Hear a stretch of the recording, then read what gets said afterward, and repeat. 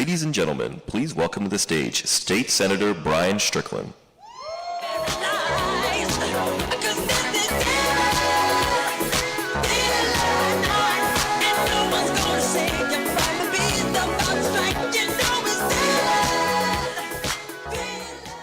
Good afternoon, Cobb County.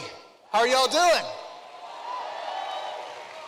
Man, it is hard to follow that. Don't worry, I'm not going to try to sing. I first want to say thank you to Wheeler High School and the Cobb County School District for welcoming us here today.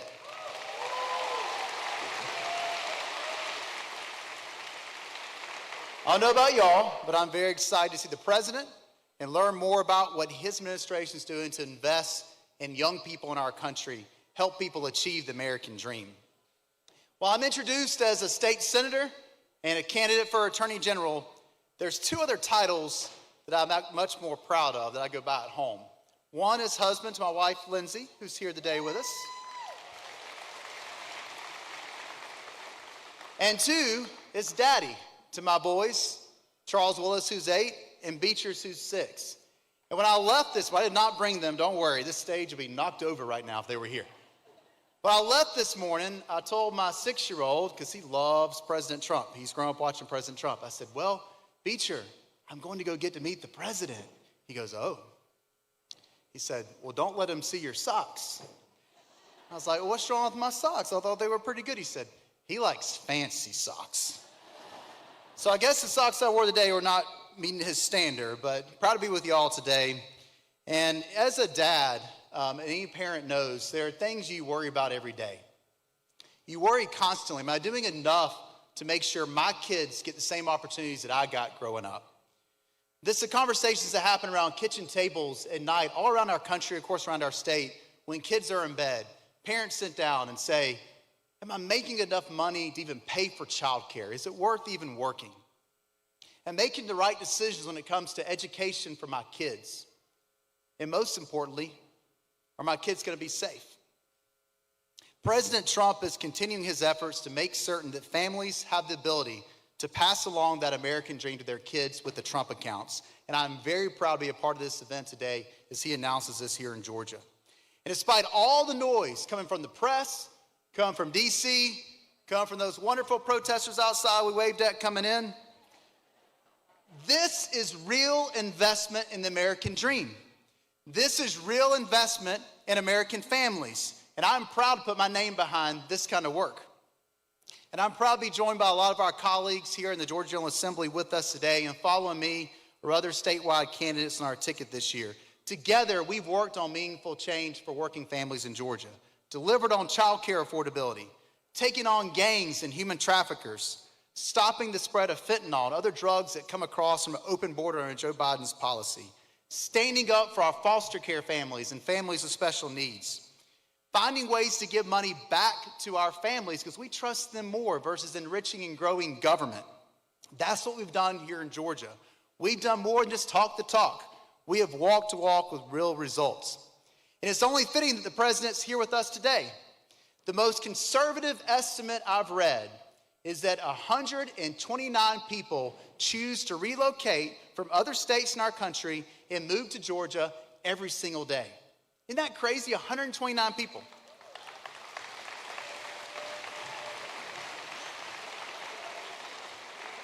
And most of them are coming from blue states like New York and California, states where the governments have priced them out with their wacko, crazy policies.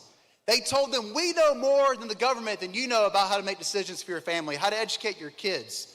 They come from these insane states, and they come to Georgia for a reason, because in Georgia, we do things differently.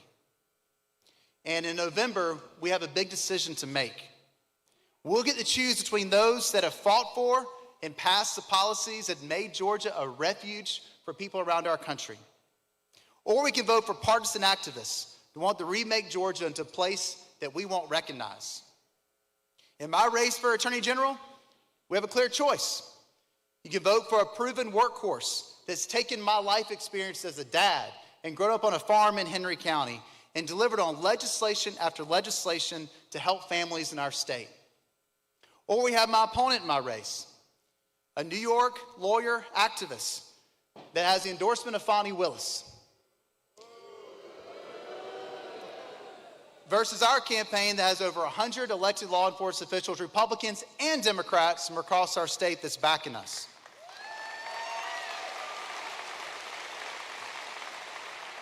So I look forward to seeing you all on the campaign trail soon, because we have to get this right. The problem we have is so many of these folks that are coming from these blue states aren't checking their politics at the door when they get here. And I look forward to going out there making the case as to why Georgia is doing things right and why we should not bring those policies to our state.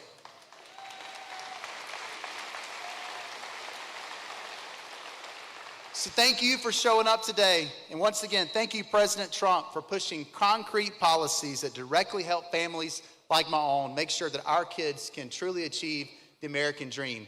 I look forward to being an attorney general that's going to fight for your family just as hard as I fight for my own. Thank you all very much.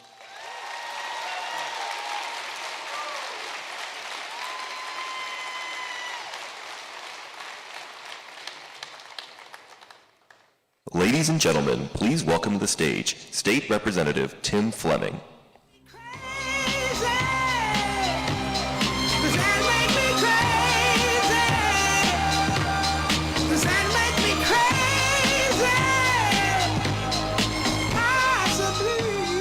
Thank you. Good afternoon, everybody. And first, I want to thank Wheeler High School for hosting this event today. And I also want to thank Superintendent Ragsdale for his strong leadership. Thank you, Mr. Superintendent. Isn't it great to be in Cobb County today with President Donald J. Trump? Mr. President, thank you for your leadership and your courage, and for always putting America first. Just a few weeks ago, President Trump announced the Trump Accounts program, a bold investment into America's future. Every child born between 2025 and 2028 will receive a $1,000 investment to help jumpstart their financial future. That's conservative leadership. It's about creating opportunity, not dependence.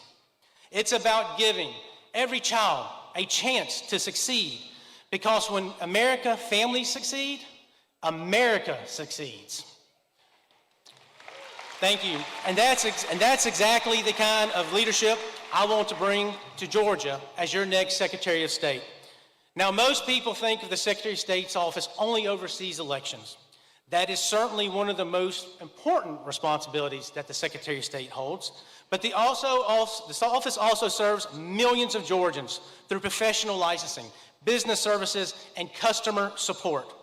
The people of Georgia deserve someone who understands every part of that job, and that's why in this race for Secretary of State, experience matters. The Secretary of State's office isn't a place for on-the-job training. On day one, the next Secretary of State will oversee our elections, protect the integrity of every legal vote, serve millions of Georgians, and lead one of the largest constitutional offices in the state of Georgia. I've already done the job. See, I served as Deputy Secretary of State for almost 8 years under then Secretary of State Brian Kemp.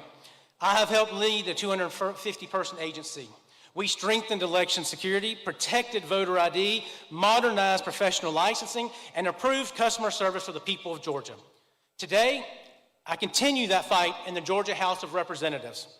I've been tested, I've delivered results, and on day one, I will be ready to lead, not learn like my opponent will have to. I also appreciate President Trump's leadership in championing the Save America Act. The principle could not be simpler. Only America's citizens should vote in American elections.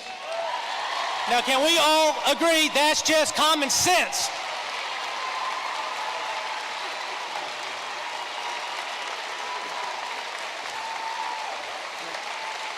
As your next Secretary of State, I will work to strengthen voter ID, ensure our voter rolls are clean, enforce Georgia elections law, and make sure every legal vote counts, and only every legal vote counts. Because if people do not trust our elections, they will not trust their government. And under my leadership, we're going to make Georgia a national leader in elections integrity. But protecting elections is only part of the job. I'm also running to eliminate red tape. When I served as Deputy Secretary of State, new professional licenses were issued in as little as 5 days. Renewals became automatic whenever possible, and hard-working Georgians got to the workforce faster. Today, too many professionals are waiting weeks, even months, for the government to give them a license to work. That is unacceptable. Whether you're a nurse, an electrician, a general contractor, or a barber, government shouldn't stand between you and your paycheck to support your family. We will fix this. And finally, I want to build the most customer-focused Secretary of State's office in America. Government exists to serve the people. It is not the other way around. Every phone call should be answered. Every email should receive a response. Every Georgian should be treated with professionalism, respect, and urgency. That's the standard I helped build before, and it's a standard I'll restore again. So this election comes down to one simple choice. If you want a proven conservative leadership, if you want secure elections, if you want less bureaucracy, if you want a Secretary of State who's ready to lead on day one, I'm asking for your vote and support in November. President Trump is fighting every day to keep America strong. I'm ready to fight every day to make sure Georgia is the gold standard for election integrity, economic opportunity, and customer service. Together, we will protect our elections. We will get government working for the people again. We'll keep Georgia leading the nation. Thank you. God bless President Trump. God bless the great state of Georgia, and may God continue to bless the United States of America. Thank you all, and God bless.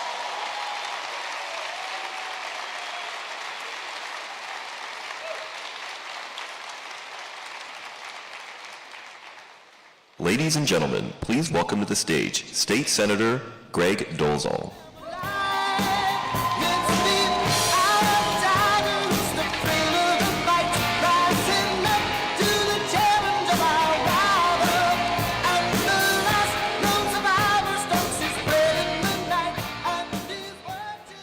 Now, they told me they picked a good song for me, but I didn't know it was going to be that good. Come on, y'all. Y'all, Georgia is Trump country. Don't you believe for a second what the fake news will tell you. This is a purple state. This is a red state.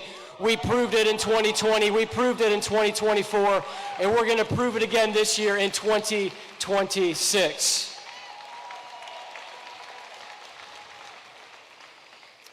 I want to talk for a second about the American dream. Because as I've traveled the state running for lieutenant governor, I've talked about the fact that I believe that we are not only in a fight to save America, but we are in a fight to save Western civilization.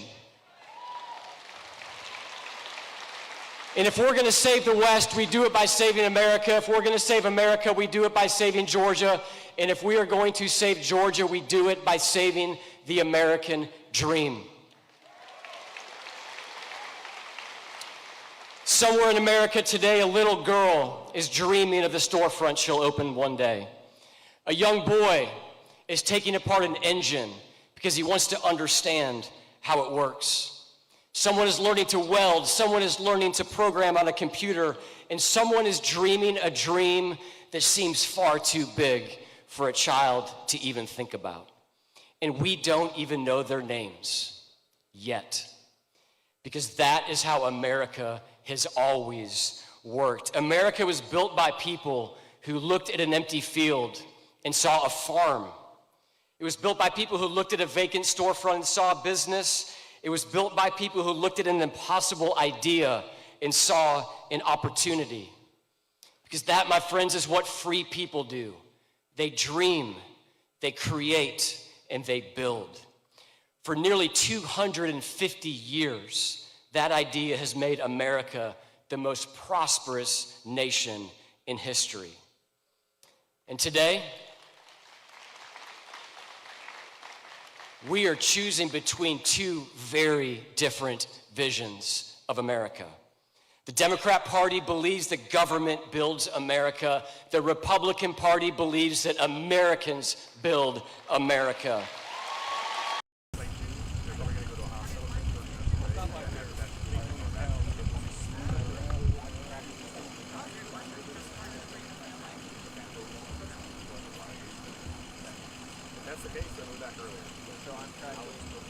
Builders. He was one. He spent his entire life creating businesses, building jobs, putting his name on something and pointing to it and saying, yes, President Obama, I did build that.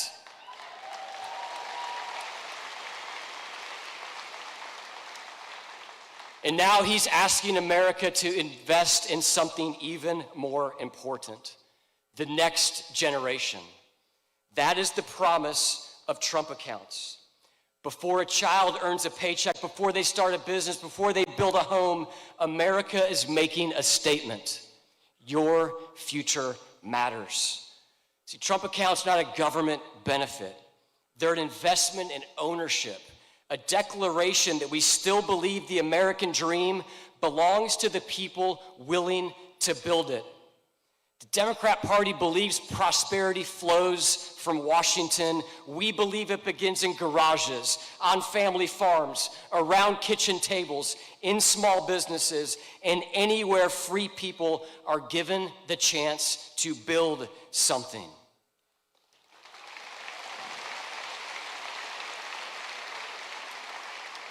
Every generation inherits a country. The question is whether they'll leave behind something better. That is what America has always expected of her free people, not merely to preserve what they inherited, but to build something better, and that is the promise of Trump accounts. See, we're not simply investing in children, we're investing in the people who will build America's next chapter. The Democrat Party wants to build bigger government. Republicans want to build bigger dreams.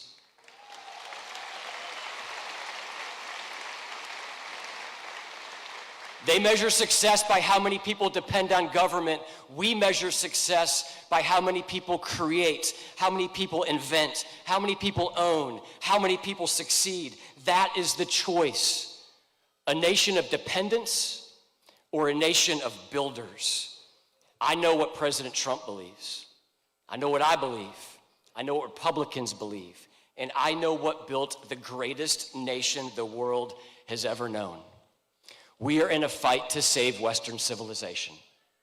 We will do it by saving America, and providentially we will save America by saving Georgia, and we will save Georgia by saving the American dream. My name is Greg Dolezal. It has been an honor to be here with y'all today, and thank you so much for fighting for Georgia every single day. Thank y'all. Thank you. Ladies and gentlemen, please welcome to the stage Rick Jackson.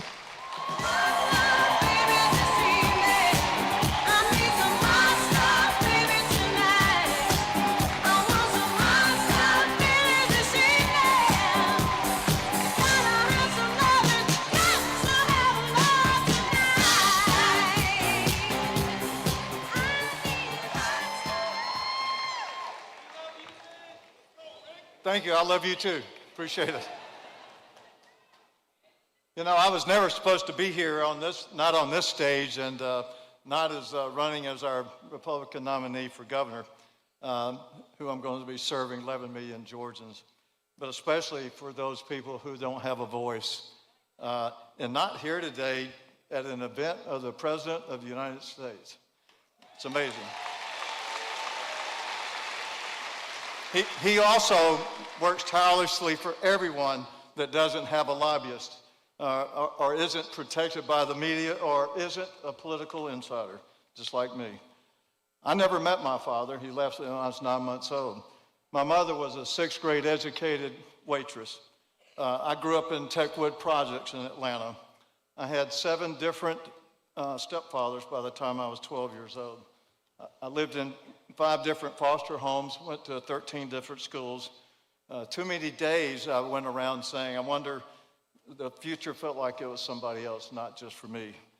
That all began to change one Christmas when I was in foster care at the Methodist Children's Home.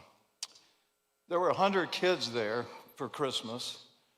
99 of them went home to a family, and I was alone. I cried myself to sleep on Christmas Eve.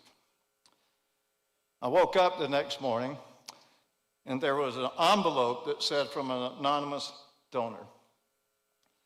And in it was a $100 bill. It changed my life because somebody believed I mattered.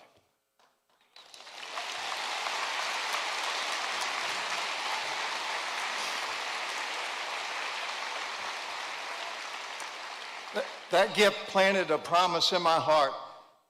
I told God, if I have the ability, I'm going to help kids just like me. We started a nonprofit called Faith Bridge Foster Care. It's a nonprofit for Christians to take care of our foster children because I wanted them to see what it was like to be in a good Christian home to influence them for the rest of their life.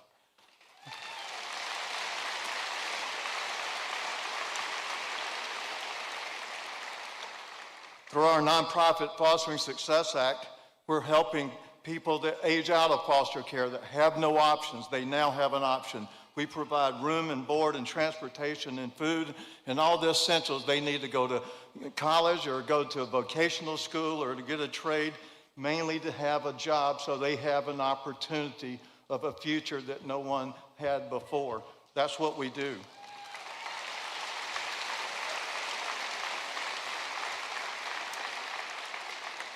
This comes from a personal conviction that a child's circumstances may explain where they start, but does not mean where it finishes.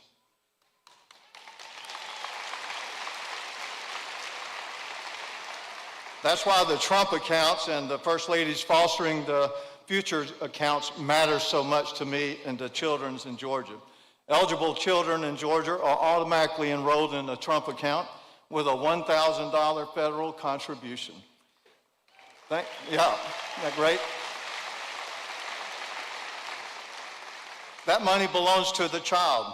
And when that young person reaches adulthood, it will provide an asset, a stronger start, and a foundation for independence. But this is more than an account.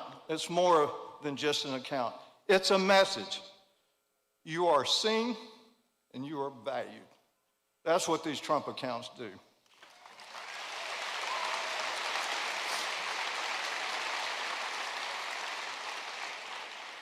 Your future is worth investing in, and I thank Governor Brian Kemp and First Lady Marty Kemp because they moved quickly to enroll every eligible child in Georgia. Thank you, Governor Kemp, for doing that.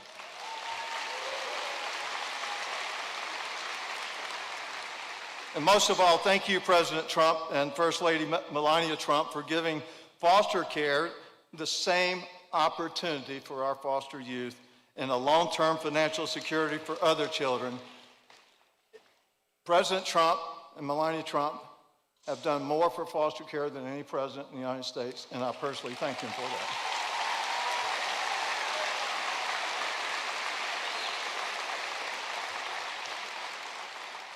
And I challenge Georgia business leaders and churches and nonprofits and citizens to help build on what all this has already done, because the government can open an account, but a community can open a future for a child.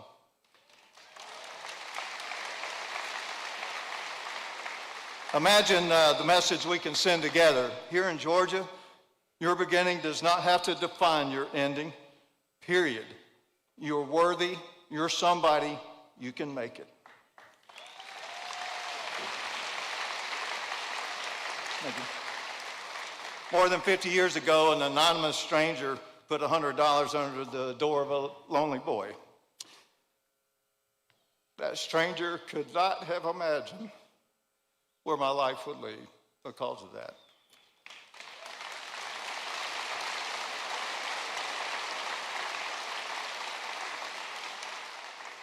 But that gift helped me believe that life could lead to somewhere. Today, because of President Trump and First Lady Melania Trump, we can place the same kind of hope into the lives of children into Georgia. Not just hope for one Christmas morning. It's a stake in the American dream that belongs to them. God bless you, and God bless Georgia, and God bless the United States of America. Thank you.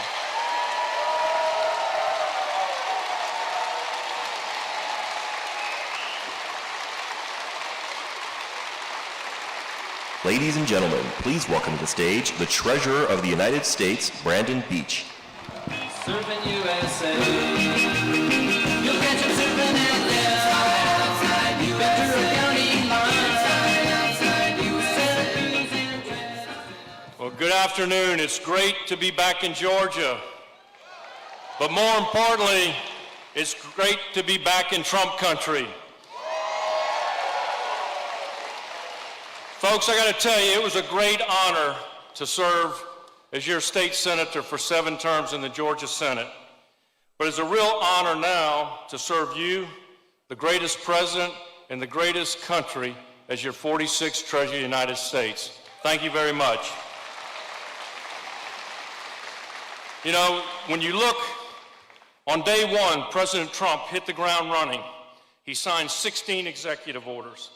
He and Secretary Scott Bessent implemented tariffs to even the playing field and to create manufacturing jobs back in the U.S., and we're seeing that now.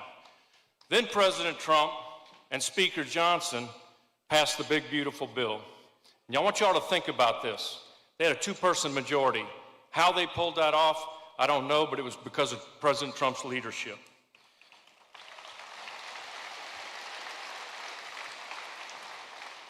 We are now seeing the fruits of President Trump's hard work, and that's why I'm so bullish and optimistic about our future. It's our 250th birthday, and I've been going around the country speaking and talking about American exceptionalism, American pride, American spirit, and American success stories. And we have an American success story right here in this room. Where is Jeff Sprecher? Jeff? Stand up and let's give Jeff Sprecher a round of applause.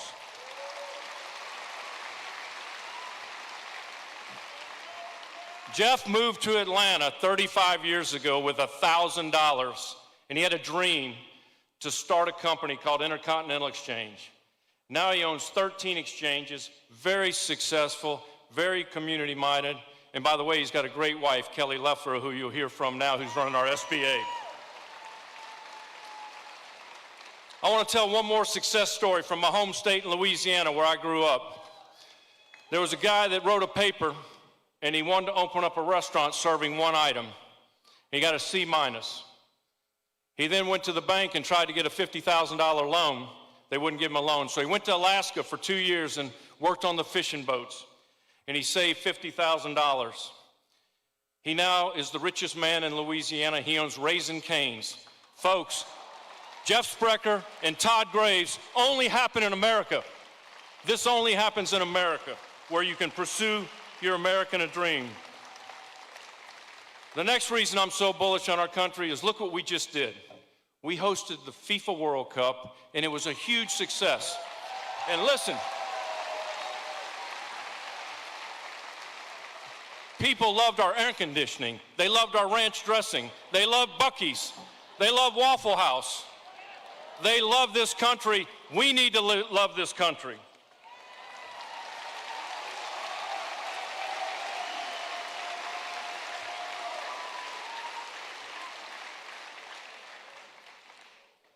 Now the one big beautiful bill's kicking in.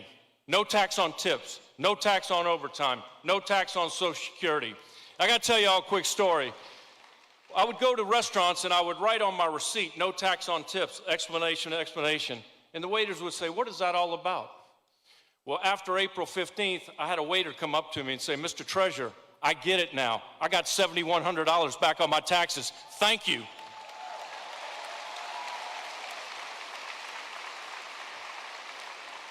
We've also had more than 50-plus record-setting days on Wall Street.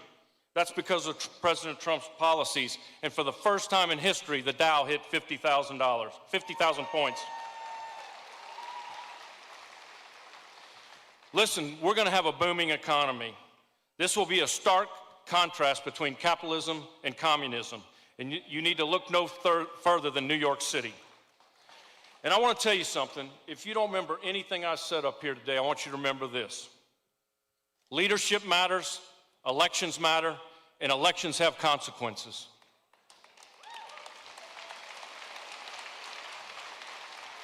And I will tell you this, President Trump may not be on the ballot, but his policies are and his folks are.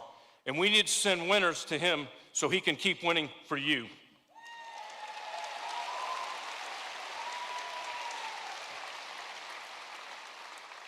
I want to close with this. I was really fortunate to be on the campaign trail with President Trump, and now I've worked for him for a year and a half.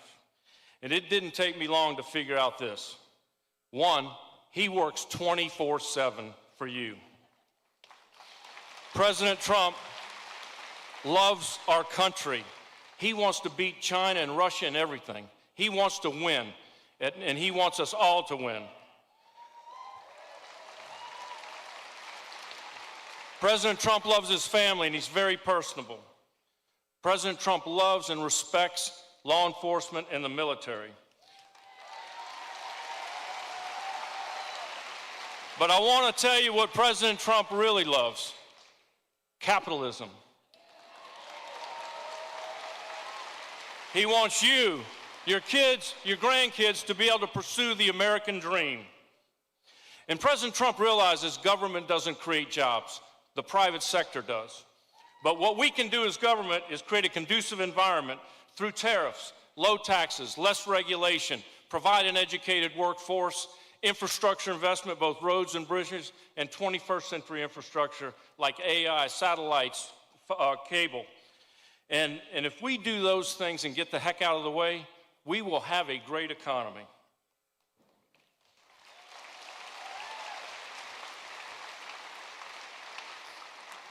In the end, I'm going to tell you, President Trump's going to have several legacies. One, he secured the border. He didn't just secure it, he shut it down.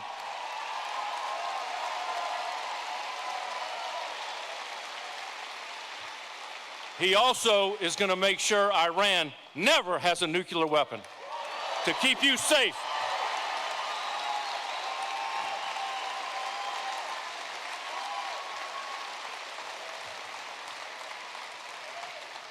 But I want to tell you, one of the biggest legacies he's going to have is what we're talking about today: Trump accounts. Trump accounts will invest in our kids, and our kids will be invested in our country. Think about that. We're going to invest in them. They're going to be invested in us. We're going to jumpstart their future. Thank you so much for staying with us on A&F Plus, our special coverage of President Donald Trump's arrival. What you just saw was a really neat shot, by the way. Seeing Air Force One's arrival with President Donald Trump here to Dobbins Air Force Base. You're seeing the live footage of the plane just touching down and making its way now here to Dobbins Air Force Base. Today's special visit, President Donald Trump will visit Wheeler High School. You've been watching some of the speakers, including major candidates on the Republican ticket, including gubernatorial candidate for the Republican side on Rick Jackson. And most of the candidates have been talking about the Trump accounts. It's part of the message that Donald Trump is here to share today with his visit at Wheeler High School in Cobb County to talk about education, affordability, and those Trump accounts, providing that investment seed into children born between 2025 and 2028, giving them that head start. Rick Jackson talked about his upbringing. You heard just moments ago about how he grew up, his upbringing, being in different foster homes, and how he needed that support, someone to believe in him, show him that he valued, to pave where he's at today, and helping children through his nonprofits and other initiatives as well. And now he hopes to do so by winning the governor's race here later in November. So many different people speaking ahead of Trump's arrival here to Wheeler High School, as you see at the base right now, waiting for Air Force One to circle back for President Donald Trump to deplane and then make his way into the motorcade. But certainly an important visit as well for the President of the United States to come here to Georgia during a pivotal time in midterm elections. Georgia, a very pivotal state with a lot of important key races here on the ticket. When you talk about the Senate race with Mike Collins facing off against Democratic incumbent John Ossoff, and then, of course, the governorship as well, another important ticket as well. So there's a lot of things on the ticket this year, and Georgia, typically known as a toss-up state as well. you're talking about a lot of different factors in play, and the president hoping that his weight behind some of the candidates in these races will make a difference come November. So a lot of things that the president wants to discuss when he's here today as well. Also, election integrity. We heard a lot about that earlier on in the program there at Wheeler High School with the Secretary of State on the Republican ticket, Tim Fleming, talking about how elections need to be secure, safe, and he's also vying, obviously, for support as well from those and proving conservative leadership and protecting the elections here in the state, something that President Donald Trump obviously mentioned in his speech last week, mentioning election integrity and protecting elections moving forward and hoping to do so through his Save America Act as well that has still been stalled and hung up in Congress. And he's certainly hoping to get that passed at some point this year. But there you go. You see his plane making his way slowly down the runway there at Dobbins Air Force Base. The president, again, then will make his arrival to the motorcade, come down the stairs, and then it should just be a short drive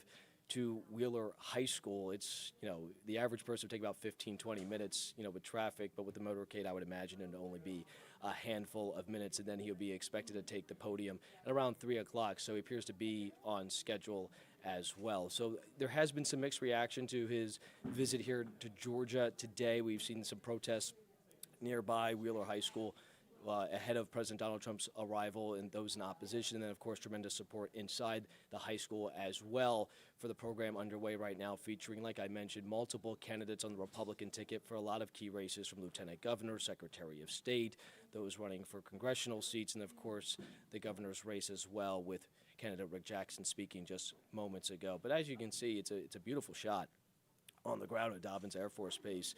As the plane continues to make its way closer and closer, you see security personnel waiting to welcome the president here to Georgia upon his arrival. And I got to say, if you were here with us just like 10 minutes ago, that shot, I'm going to give a lot of credit to Alex back in our control room, who was able to follow the plane as it was making its descent here to Georgia. It was a pretty cool scene from in the clouds and seeing the plane slowly making its way and then landing at the Air Force Base. So a pretty neat shot as well coming in. The magic of, I guess, live television streaming here on ANF Plus. Really great teamwork to get that shot. The program's still underway. I'm just taking a peek as you see more speakers talking about. Again, education is going to be a huge topic point here today, and affordability and cost of living. That's part of the reason Trump is coming down here to Georgia to tout those programs, different initiatives and tax breaks that he believes that his office is able to implement to help the everyday person really just manage those costs and then certainly plan for their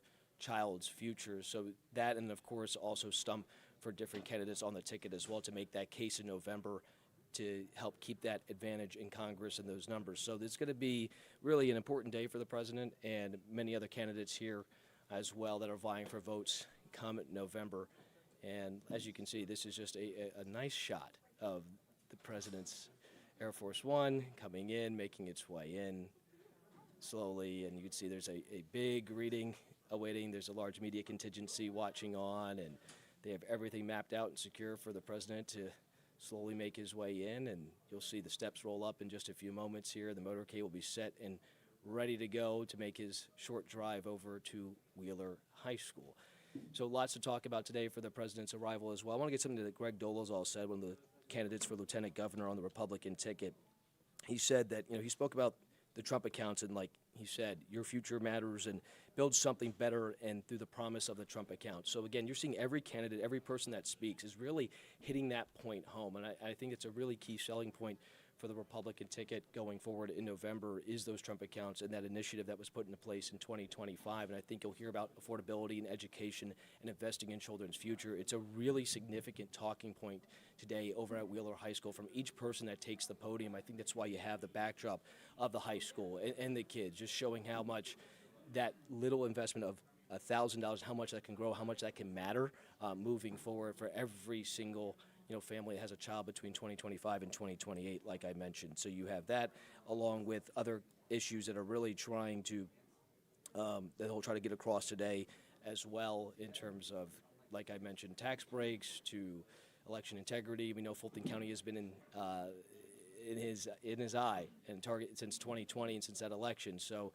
we know Georgia's certainly been a focal point for President Donald Trump over the last 6 years, from after the presidential election loss in 2020 to even after he won re-election back in 2024. So you'll hear a lot today from President Donald Trump, again, talking about multiple different things, and obviously throwing his support and his weight behind the candidates on the Republican ticket, from Congress Mike Collins to the gubernatorial race in Rick Jackson.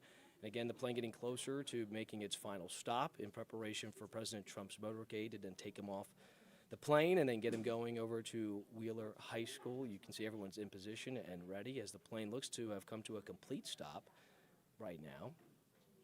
And we'll be moments away from the president making his departure. And I'm keeping an eye, by the way, on what's taking place in Wheeler High School. The program is still ongoing, and different people are taking the podium right now. I believe that's Kelly Loeffler, who served in the president's first administration, on stage right now, delivering her message as well to the folks there listening on. And again, the theme behind this speech today is powering the American dream. So you'll hear a lot talking about economics, cost of living, and affordability, and the president's vision for the future and touting successes up to this point he believes his administration has made here in his second term. Again, you can see they're bringing things in place to make sure the plane is completely stopped. So we're getting closer and closer to seeing that moment of President Donald Trump departing from Air Force One. And we should see the motorcade pull up in just a few moments and getting the carpet right out. So this will be about, I would think, a 10-minute process or so. So what we're going to do right now, we're going to keep this shot on your screen. This is what I want to do. I'm going to keep this shot on your screen right now. You can see a full view. To just give you that nice look of the President's Air Force One plane and just give you really a sense of how they have to prepare and get every little bit ready for the president to depart and then get set and put on that motorcade. And again, President Donald Trump landing just about within the last 5 minutes or so, and we were able to track the plane in the skies flying in. It was a really neat shot. Hopefully we can get that up on socials later today so you can just get a cool look at it. But like I mentioned, each candidate speaking today really sharing and echoing President Donald Trump's message that we expect to hear from him on the podium later today when he speaks at Wheeler High School. I want to share something that the gubernatorial candidate Rick Jackson said when he was speaking about his upbringing and growing up in foster care, being in different foster homes. He mentioned a story on Christmas where there were 100 kids all together celebrating that dinner, and 99 went home, and he was the one left behind, and how he received an anonymous gift in an envelope the next morning of $100. And he said that moment made him feel seen, made him feel valued, and it set the course for the rest of his life to give back and help children in need, including in the foster care system. And that's what he talks about when the Trump accounts, that gift, that seed, that plant that shows that value in your child to grow into the future. And that's, again, you'll hear that as a theme throughout the speakers today. We see the stairs getting closer, just to take a break from that thought I was sharing. They're getting much closer now, you can see, to having President Donald Trump depart from the plane. They'll make sure it's a very elaborate process. You probably notice it in a smaller scale when you arrive on your destinations when you fly, but you can just see the security behind making sure everything is cleared and out of the way when Air Force One arrives. And you can see they'll have the carpet in a moment. When the shot backs up, they'll have the carpet for the president leading right into the motorcade. So we expect President Donald Trump to walk out the doors any moment now, then to head over to Wheeler High School, where we expect him to take the stage for the presentation and the speech that he's here to make today for Power the American Dream at Wheeler High School, where he'll join another list of Republican candidates on the ticket this November and other Trump supporters as well that have been speaking for the last hour or so as part of the program ahead of the president's arrival here to Georgia in Cobb County. They're getting the final touches there, finishing on the stairwell to make sure it's all secure.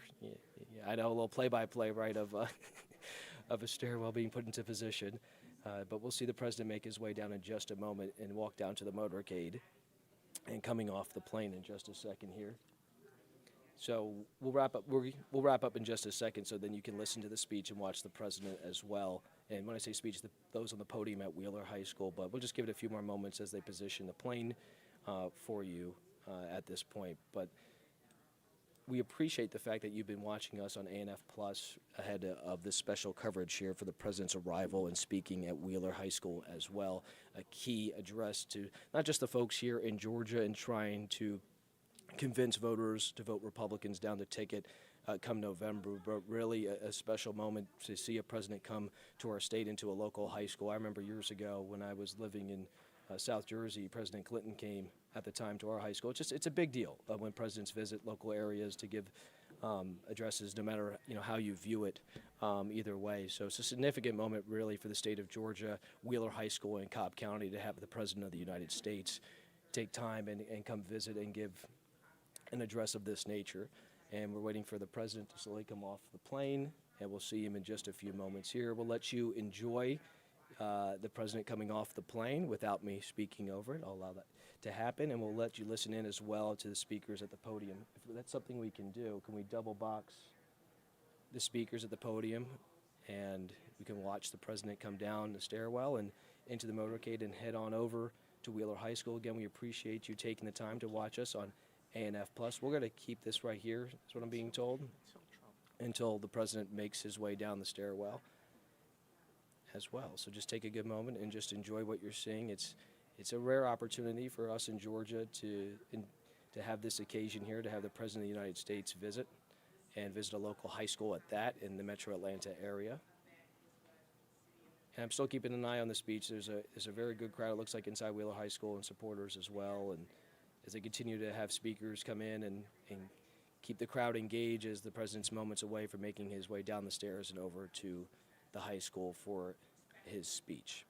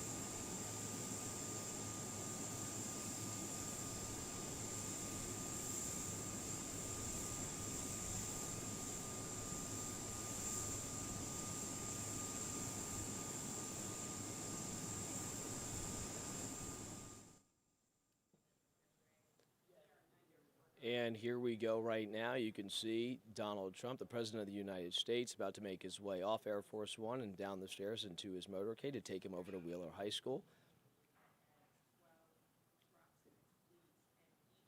His team following behind him here.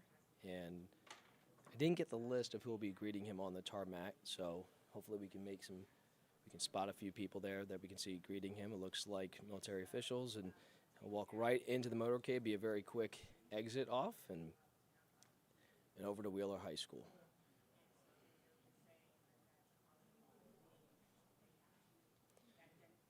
So make sure you stay with us here on ANF Plus, as our special coverage will continue. As soon as the motorcade drives off, what we will do is we'll send you back to Wheeler High School as the speakers continue to take the podium. Different speakers are rotating in, from candidates to folks that have served in the President's administration previously, and other supporters of the President speaking to the crowd at Wheeler High School ahead of his address. So we'll get you back to that in just a few moments here, once the President makes his way inside the motorcade and then heads off.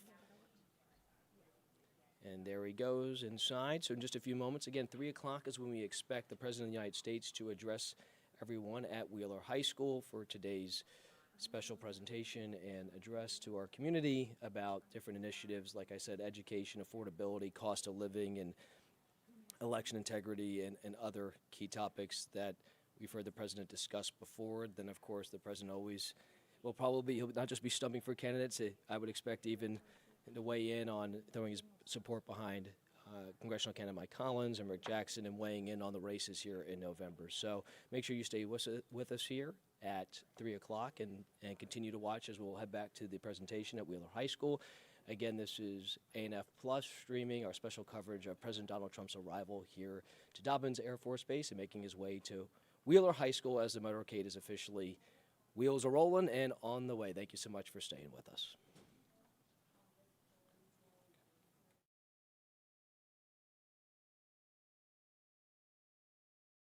All economy has now averaged over 100,000 good-paying private sector jobs. Let me repeat that. Private sector jobs, not government jobs, for the last 4 months. And real GDP has increased at a rate of 2.7% over the past 4 quarters. Private sector employment is up more than 900,000 since the president came into office. The Working Families Tax Cuts delivered the largest share of tax relief directly to millions of low and middle income Americans. And as Administrator Loeffler said, every Democrat in the Senate and House voted against it.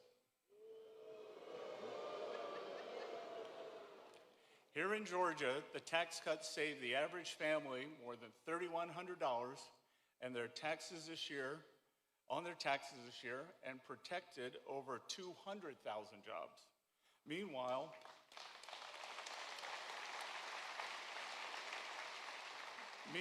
thanks to President Trump's policies, companies and countries have poured trillions of dollars in new investment into our country since President Trump took office.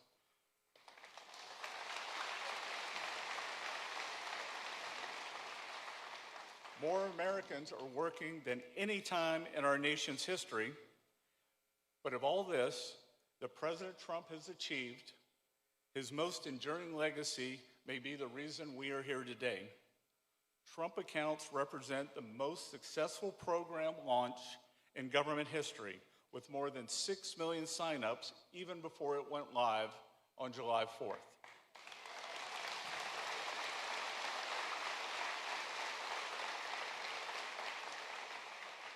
Every child born during the president's term can get a stake in the American dream from day one with a $1,000 seed investment from the U.S. Treasury. And do not listen to the Democrats when they claim that this is a program for the rich. 86% of enrolled children are from families earning less than $200,000. Trump accounts are reaching the very people they were designed to serve.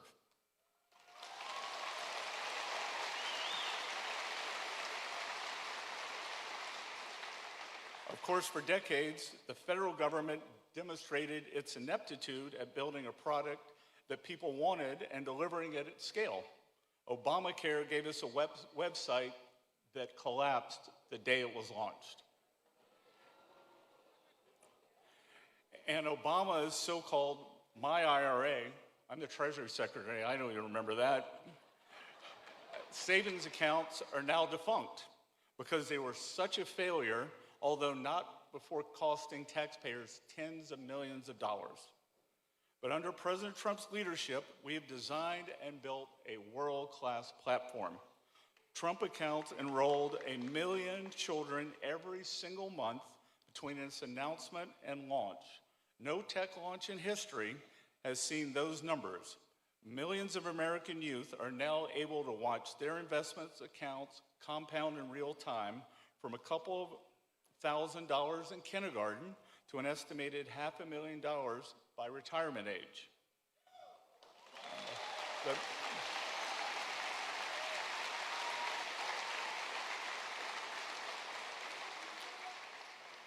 It turns out that the federal government was capable of implementing a great program, but all we needed was a new president.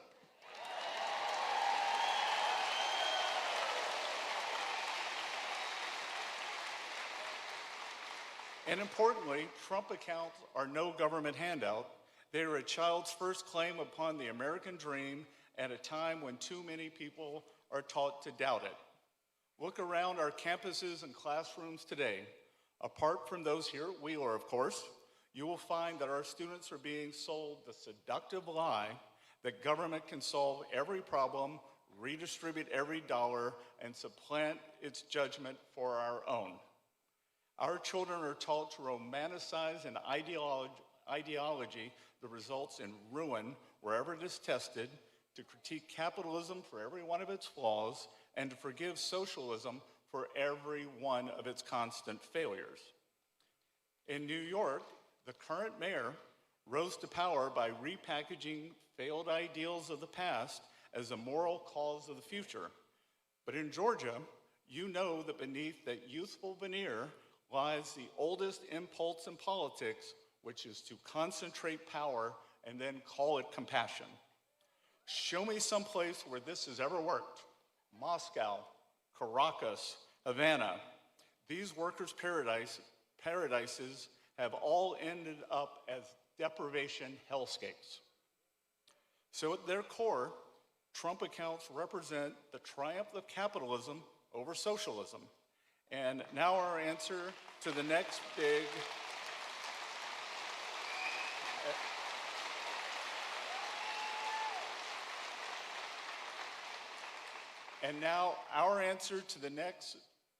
free stuff, big government charlatan is to build an ownership economy for all Americans. For the 38% of households who do not have a stake in our great equity markets, our capital markets, and American innovation, this is your way to get a piece of the action thanks to President Trump.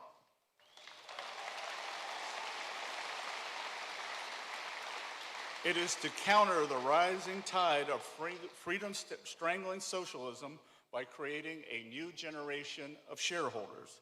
And it is to remember that the surest defense of a free society is the citizen who owns a share of it.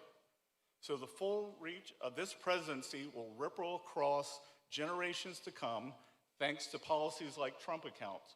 But my own sense of his place in history is already clear. Donald J. Trump is the most consequential president of my lifetime.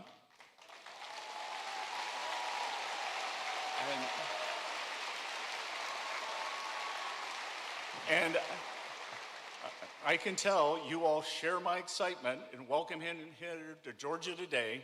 So for everyone in this audience, especially the young people, know that President Trump is creating assets for the American people, not more debt and broken promises. He's creating assets. So I want to thank the families of Wheeler High School for receiving us all so warmly, to the great people of Cobb County for being here, to President Trump for affirming that the American dream belongs to every child, and for equipping the next generation to claim its rightful share of it with Trump accounts. Thank you all very much. It's an honor to be with you here today.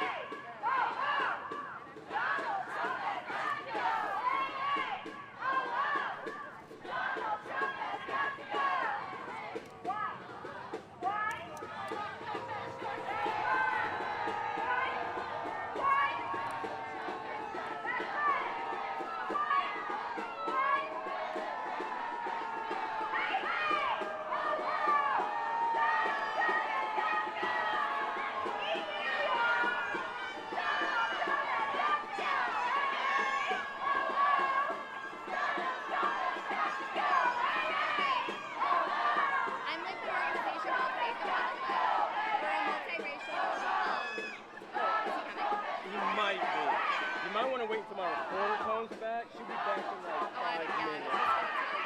Yeah. I wait for the recorder. I will wait until the recorder. Yeah. Sorry, Diana, because I'm focused on it. You might be, and I don't want to miss it.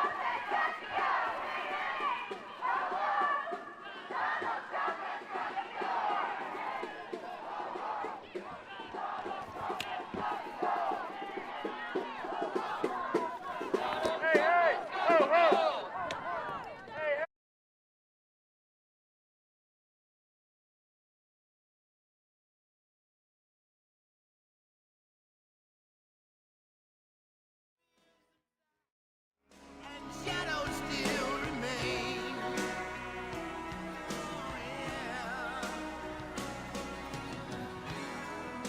I know that you can love me when there's no one left to blame.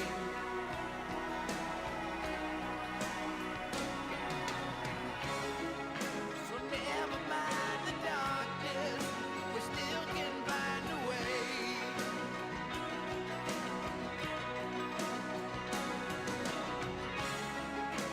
Nothing lasts forever, even cold November rain.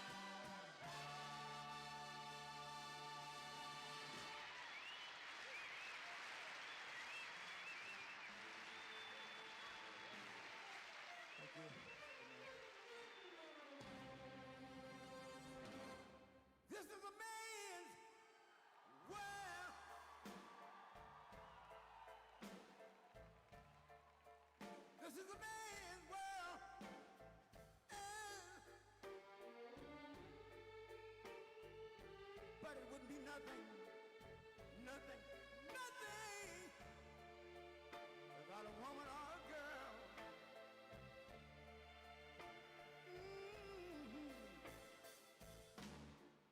You see, man made the car to take us over the road. Man made the train,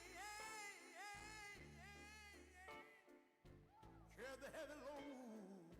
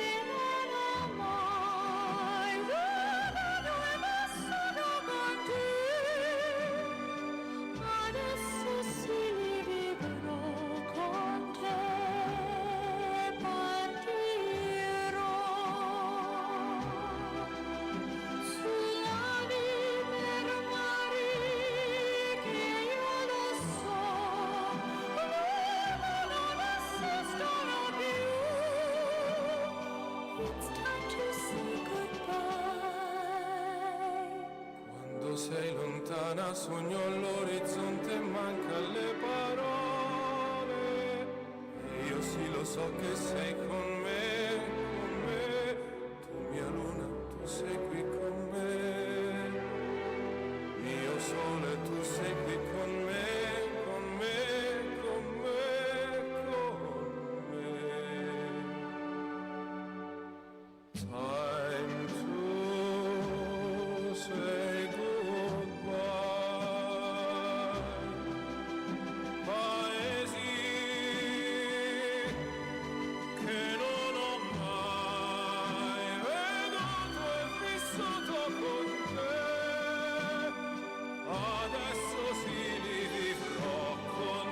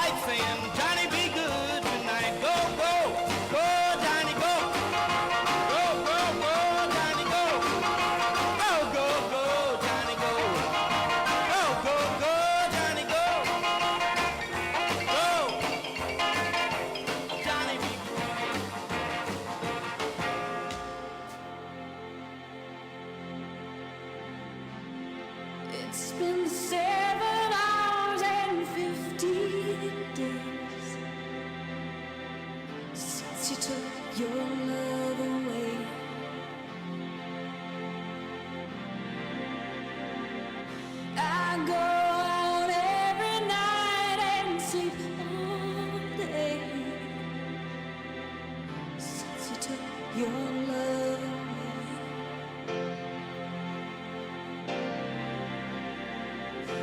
Since you've been gone, I can do whatever I want. I can see whomever I choose.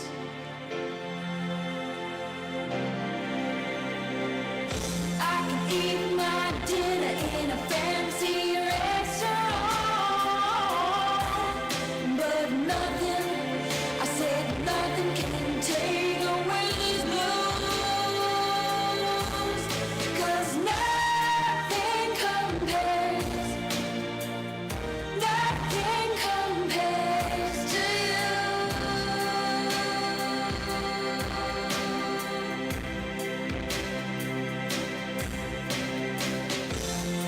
It's been so lonely without you here, like a bird without a song.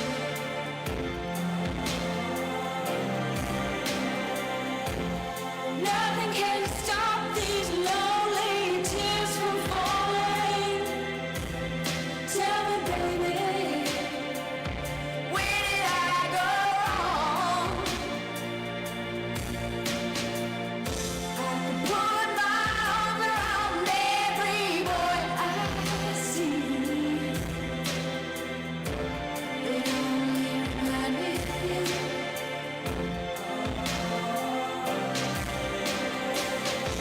I went to the doctor and guess what he told me?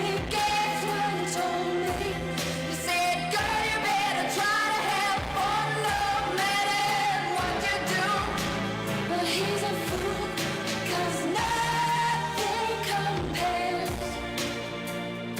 nothing compares to you.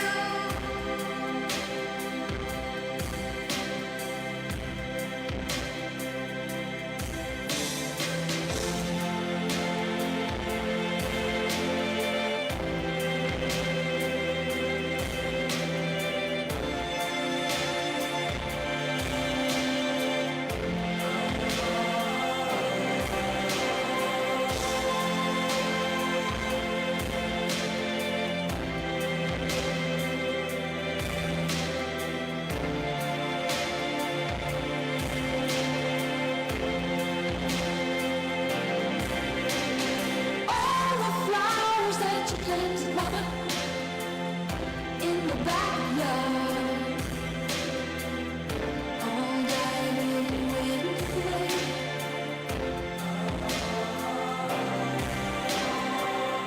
I know that living with your baby was sometimes hard, but I'm willing to give it another try. Nothing compares, nothing compares to you. Nothing compares, nothing compares to you. Nothing compares, nothing compares to you.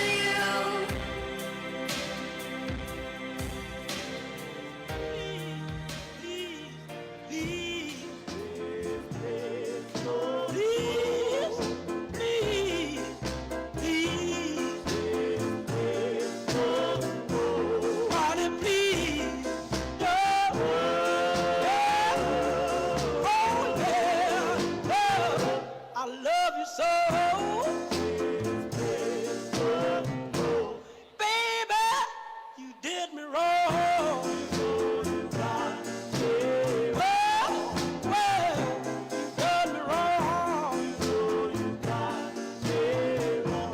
Oh, you done me wrong. Well, took my love, now you go home. Please, please, please, please, please, please, please, please, please, please,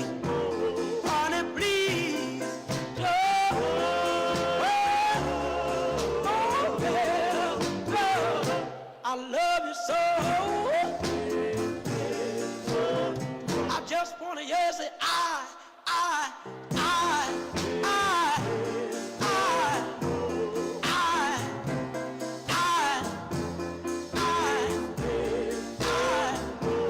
darling, please don't.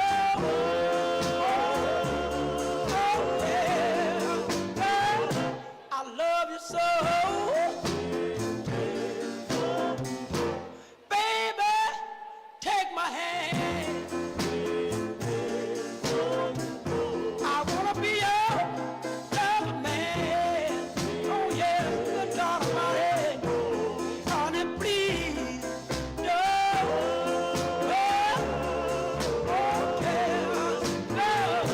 I love you so.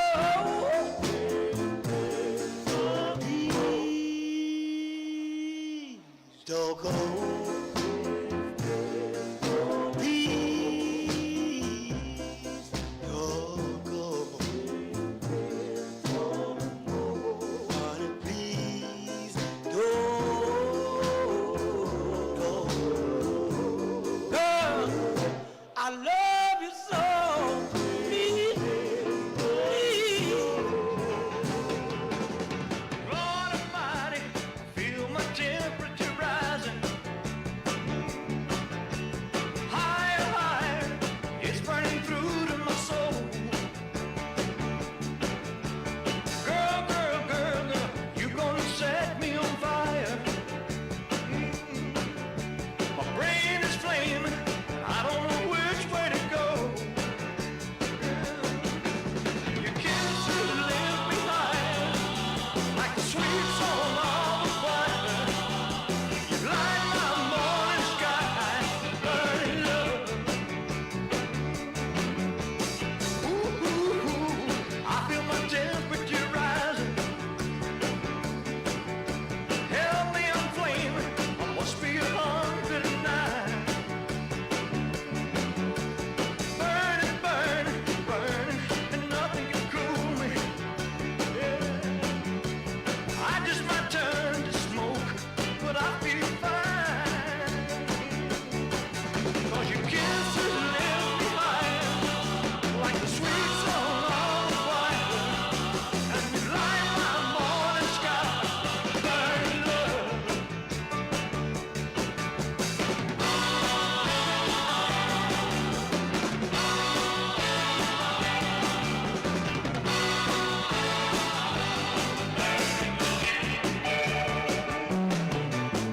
It's coming closer, the flames are now licking my body.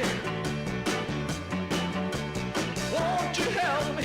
I feel like I'm slipping away. It's hard to breathe, my chest is heaving. Lord have mercy, I'm burning a hole where I lay. Yeah. Your kisses left behind like a sweet song of a choir. Light my morning sky, burning love, burning love, burning love. I'm just a hunger, hunger, burning love. Just a hunger, hunger, burning love. Hunger, hunger, burning love. Just a hunger, hunger, burning love. Hunger, hunger, burning love. Just a hunger, hunger, burning love.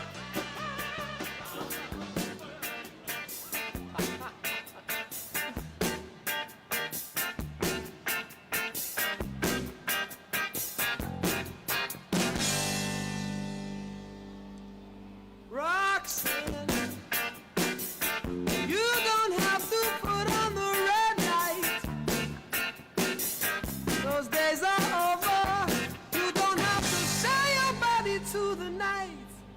Roxanne,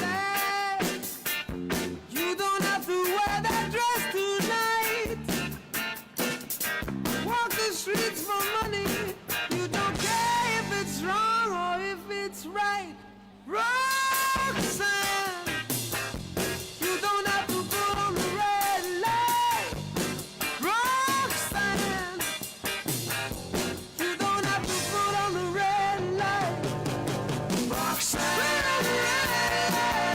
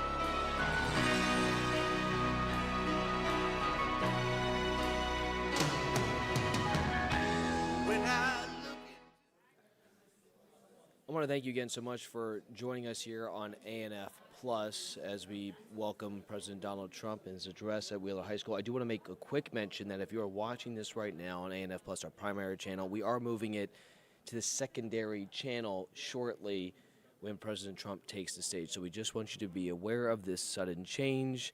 And of course, we are streaming on YouTube as well if you want to continue to watch it on there. So thank you so much for staying with us as President Trump will be taking the stage shortly. We expect at Wheeler High School to give his remarks. It's hard to hold a candle in the cold November rain.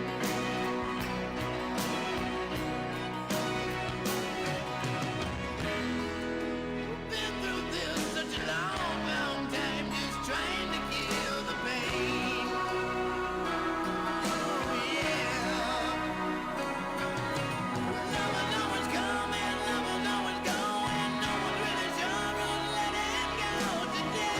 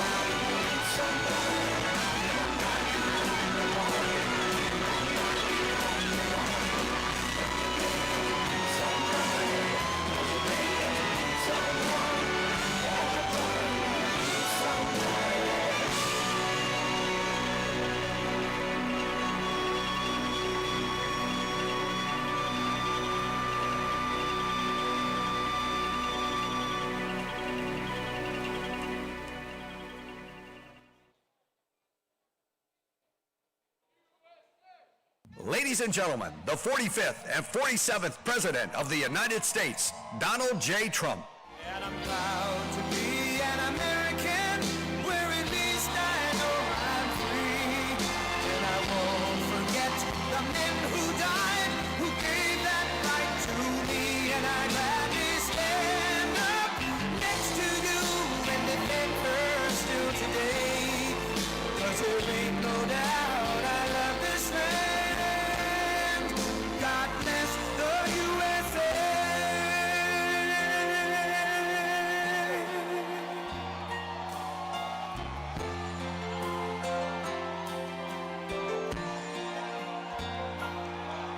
From the lakes of Minnesota to the hills of Tennessee, across the plains of Texas, from sea to shining sea, from Detroit down to Houston, and New York to LA, where there's pride in every American heart, and it's time we stand and say that I'm proud to be an American, where at least I know I'm free. And I won't forget the men who died, who gave that right to me. And I gladly stand up next to you and defend her still today. 'Cause there ain't no doubt I love this land. God bless the USA.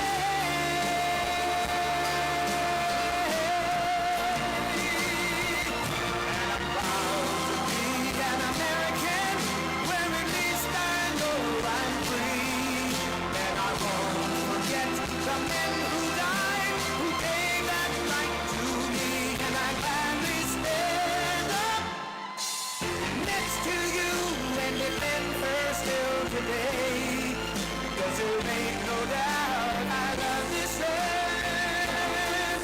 God bless the USA.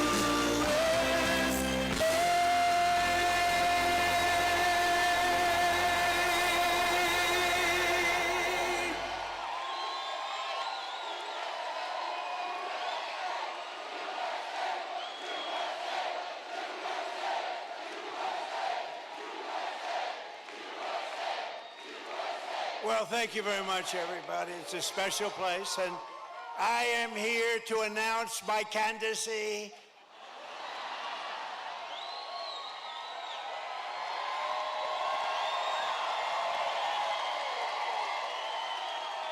I'm only kidding.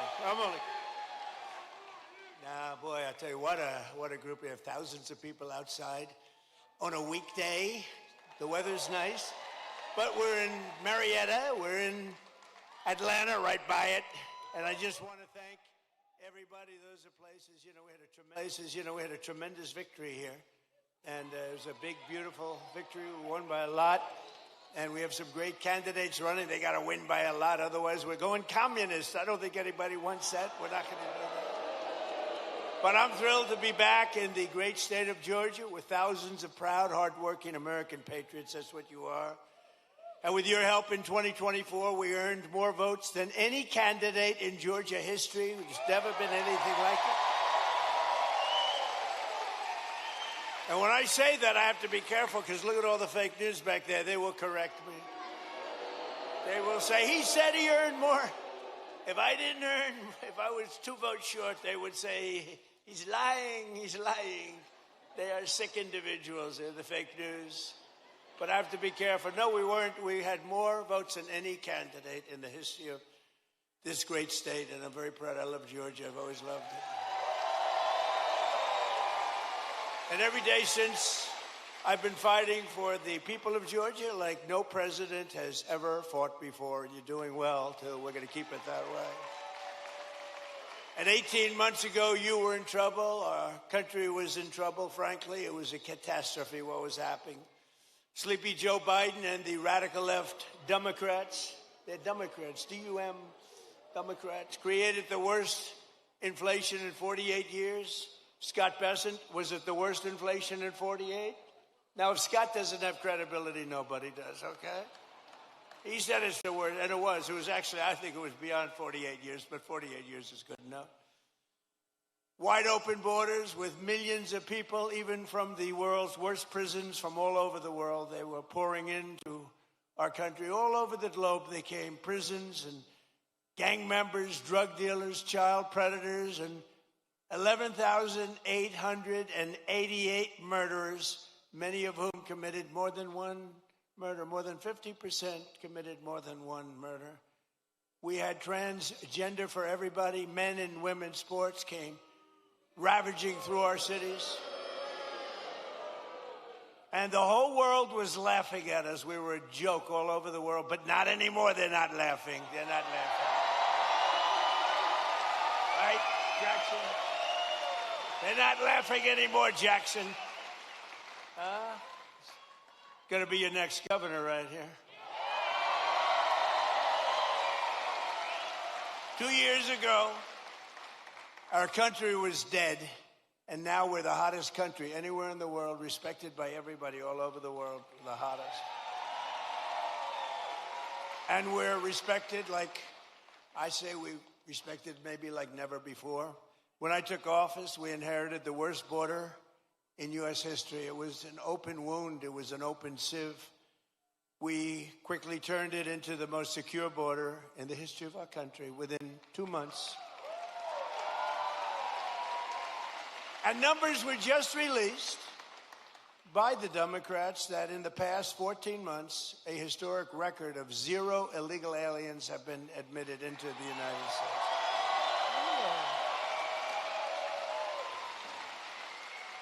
And now our crime numbers are among the lowest they've ever been. It's plummeting downward. And nobody's ever seen anything like it. Nationwide crime has been the lowest numbers that we've had in many, many decades. Last year, we achieved the largest drop in the murder rate ever recorded to the lowest level in 125 years. That's since 1900. That's before my father was born.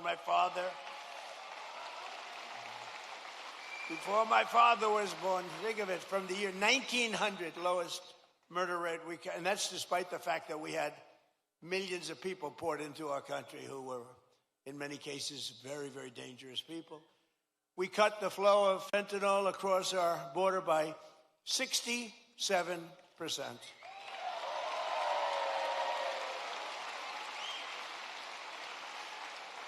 And drugs coming in by ocean, sea, by water was cut 97%. We're trying to figure out who the 3% are because they are among the bravest people anywhere in the world. You've seen that. They are the bravest people in history, I believe. We're making the largest ever investment in the United States Armed Forces, and We've got the strongest and most powerful military anywhere in the world by far. There's nobody close. And I built it during my first term. I built our military. And as you know, they stupidly gave a lot of it away, but actually it was a lot, but it was small compared to what we built. But they gave a lot of it away to the Taliban, to Afghanistan. They gave it away. They just take it. We're leaving. Let's leave brand new machines behind. Let's leave airplanes behind. I said to him, well, why don't you just fly it out and we'll take it back, or we can even fly it back to the United States if you'd like. Sir, I think it's cheaper to leave it. Brand new planes. It was so sad. I saw what was happening. What a disgusting thing took place. But we then, as you know, we won Venezuela, which is now working with us to produce millions and millions of barrels of oil. We're getting along great with them. One day. And we've already paid for that operation many, many times over. We're taking tremendous amounts of oil, and they're taking tremendous amounts of oil. It's a partnership, in a sense. They're doing a great job. We're working together. And millions of barrels of oil is going to Houston and Louisiana, coming to you indirectly after it's refined. They're refining it there. But millions and millions of barrels of oil. And also Venezuela is doing better than they've ever done before, too. The big oil companies are going in, and they're signing up. We have Chris Wright working on it, Doug Burgum working on it, Scott is working on them, and it's been incredible, actually. It's got serious oil.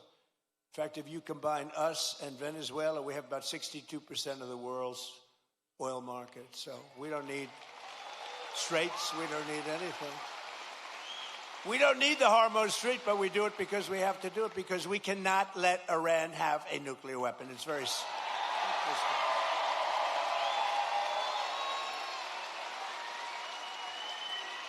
So we're likewise winning in the Islamic Republic of Iran, and we're ensuring that they will never, ever be able to do to us what they've done to so many. You know, they've killed 52,000 plus protesters. People that were protesting have been killed. 52,000 over the last 4 months. Nobody wants to talk about the fake news back then, never mentions that.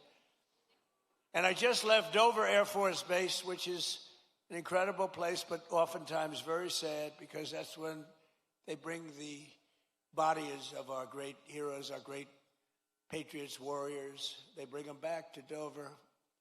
And I've been there many times before. This was in particular something very sad. I attended the dignified transfer ceremony for 4 great U.S. service members killed in the conflict with Iran.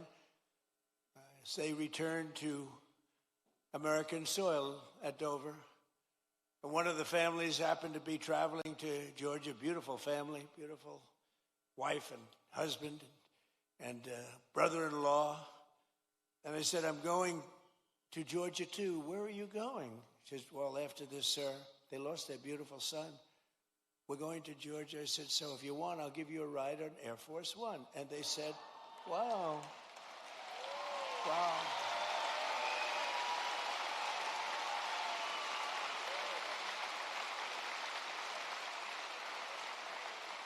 So today, I then said they were on Air Force One, and it's quite nice, I must say. And they said, wow, this is something, thank you so much. But they're heartbroken, you know, they're heartbroken. But they couldn't believe it. And they live very close to here. They live minutes away.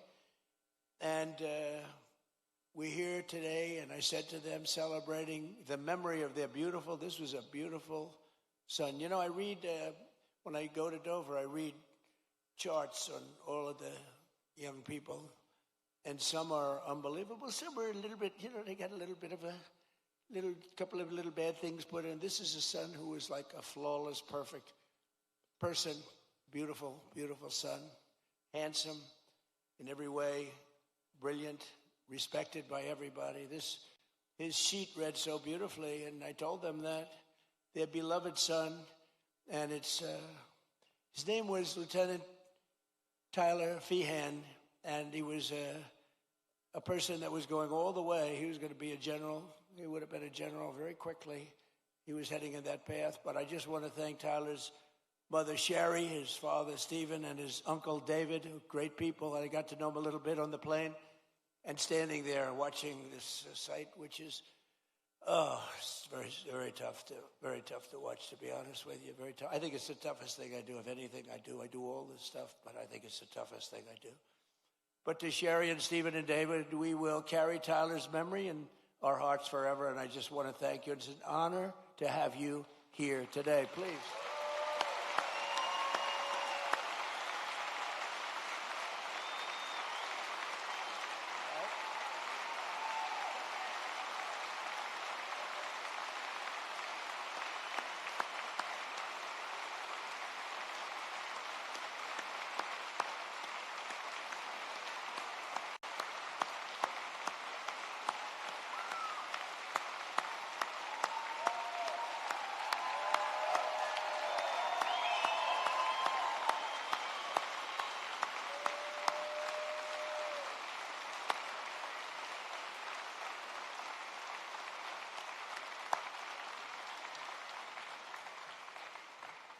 Thank you very much. You see the way everybody feels. Your neighborhood, this is your neighborhood. Can you believe it?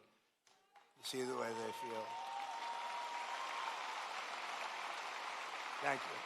Thank you, Sherry. He's looking down right here. He's so proud right now. So together we're making our country safer and stronger and far more successful than it's ever been before. And that's happening before your very eyes. That's why I call it the golden age. This is the golden age of America. We're building more plants than at any time in the history of our country. And not just AI and all of the different things you read about. Things like auto plants, you know, the old-fashioned way. Toyota just announced they're leaving Mexico and they're coming in. They're going to be building the largest plant anywhere in the world. They're all coming back. They're all leaving Canada. They're leaving Mexico. They're coming in from Germany and Japan and South Korea. They're coming in from all over. And people that have been doing this, people like Scott and others that have been doing this for a long time, they've never seen anything like it. I don't think you've ever seen anything like it. McGee, have you? You haven't seen anything. He's doing such a great job. In 4 long years of the sleepy Joe Biden administration, they got less than $1 trillion of new investment in our country. In 4 years, much less than $1 trillion. In less than 2 years, much less than 2 years, actually. In fact, at the end of the first year, but less than 2 years, in my administration, we've secured more than $19.2 trillion in new investment from all over the world.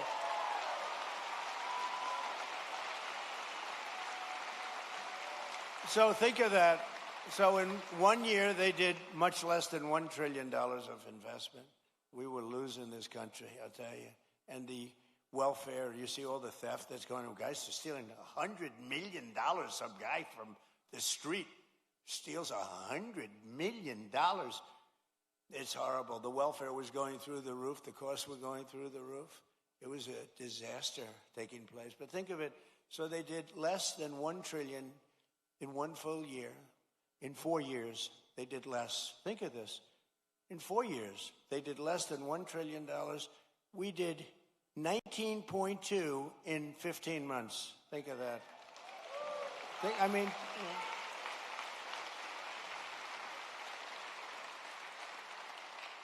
the pharmaceutical company, we're bringing our pharmaceuticals. We learned that through COVID. We're bringing the pharmaceuticals back. But the big pharmaceutical company, UCB, is investing $2 billion to build its first ever American manufacturing plant right here in Gwinnett, Georgia. Gwinnett.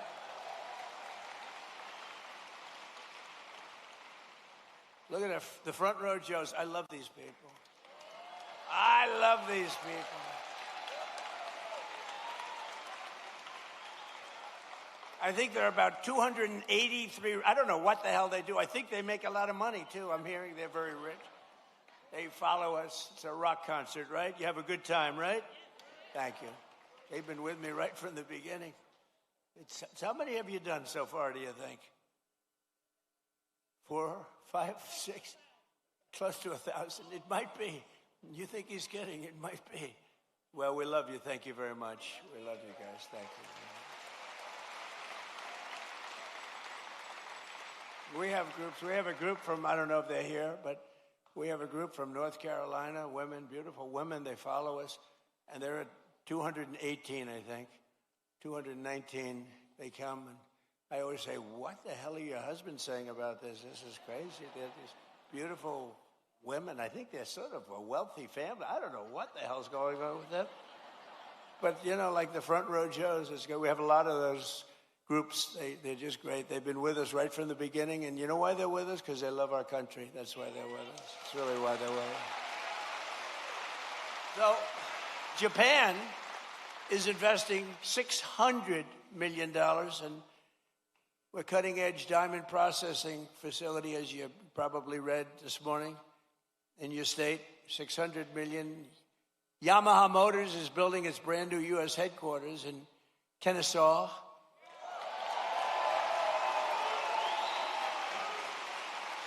And more money is being invested in the United States right now than at any time in the history of our country. And Americans are working today more so than ever before. We have more jobs today than we've ever had, and it's not even close. More people are working now than at any time in the history of our country.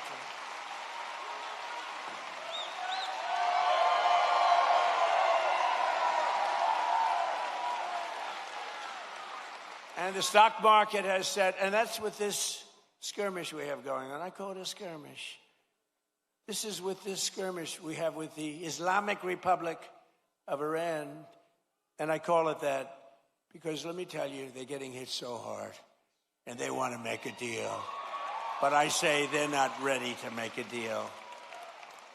Because every time they make a deal, they want to change it and everything. They're not ready. They'll be ready very soon. And this is despite this. It's going on. The stock market has hit 73 all-time highs since the election. Think of that. And the typical American's 401k is up by $34,000, setting records day after day. It's up by numbers that have never been seen before. So your 401ks, they always say, oh, the stock market. Stock market's very important. But I have people coming up to me that have 401ks. They said, you know, I was a disaster. My family wouldn't talk to me. They thought I was a total loser. And now I'm like, the one guy said, I feel like Warren Buffett. No, the markets are right through the roof. And it's a beautiful thing to watch, frankly. It's beautiful. It's brought families together. I mean, I told the story about a policeman in New York City. He said, my wife was really down on me because the 401k was a disaster. It wasn't moving. And you get elected, and she thinks I'm the most brilliant financial mind in the world now. She loves me much more than she did. She's close, but you should never love for that reason. Remember that, please. And while the stock market is skyrocketing way up, inflation is way down. We're coming way down. And last week, it was announced just last week that inflation dropped by the largest amount in more than 6 years because we're doing it right. We're running the country properly. And they tried to blame high prices on me. So think of it. When I inherited this thing on January 20th, we had the highest inflation in many, many years, 48 years, they say. I say maybe ever. This is what I inherited. And when I had nothing to do with it. I walk into office, I have a press conference first or second day, and they're screaming at me, what are you going to do about high prices? Right? What are you going to do? I said, I just got here. What are we talking about? Tell me. Eggs have gone up 4 times. 4 times. I said, I just got here. Give me a break. They did. They hit me with the eggs then. You remember that? Kelly, you remember I got hit with the eggs. First day, first press conference, nice friendly press conference. You know they treat me so nicely. What are you going to do about the prices? And they said, they used the word, first time I heard it, it was a word, made up by the Democrats. Affordability. They said, affordability. I said, I've been here 1 day. Don't worry, I'll take care of it. And we're taking care of it, we're taking good care of it. They had the highest prices. They had the highest prices. In fact, with the eggs, you know, we have an Easter egg hunt like a few months after this, and they said, don't order eggs, sir, because they're so expensive. Use plastic eggs. They wanted me to give the kids. I said, nope, we're going to get it down. And we did a great job. Our Secretary of Agriculture did a great job, and we got the price now of eggs is lower than it was when we started, right? And many other things, too. And oil will be coming, it's going to be tumbling down. It was 3 weeks ago. They thought we had a deal. I said, I don't think we have a deal with these guys. They break every deal they make. But I said, you know, but people thought the geniuses on Wall Street, they came down, really down, and goes back up a little bit. But it's going to come down maybe lower than when we even started. But just give me a little time. I always say, give me a little. I said to the farmers, give me a little time. And look how we're doing with the farmers, what's going on with the farms and everything. This country is rocking and rolling. So every day we're fighting to put more money back in the pockets of the hardworking American families. And that's why, with the help of our incredible Republican majorities in Congress, we've done so much. I proudly signed the great, big, beautiful bill delivering the largest tax cuts in American history. Largest in American history. And we did big ones first. You know, we had the best economy in history in my first term. A lot of people don't, because we had a COVID period all over the world. And we did a great job where they got no credit for it. We did Operation Warp Speed. And I'll tell you, we did a great job, but we got very little credit for it. We should have been given big credit, but we got credit for everything else. And we had the best economy, but this economy is ready to blow everything away, ever, of any country. There's never been anything like what's happening in the United States of America right now.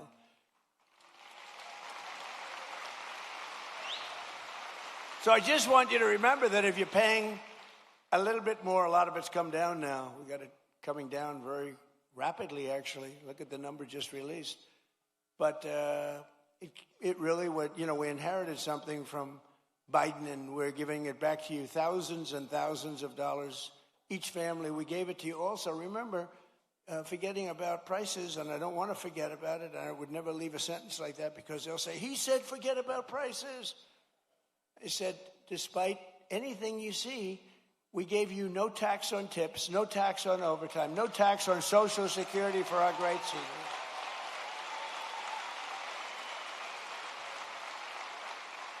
We gave you something that nobody ever thought of. This was my idea. I said, give people a deduction if they buy a car only that's made in America. Give them a deduction. They go out, borrow money. They're allowed to get a deduction.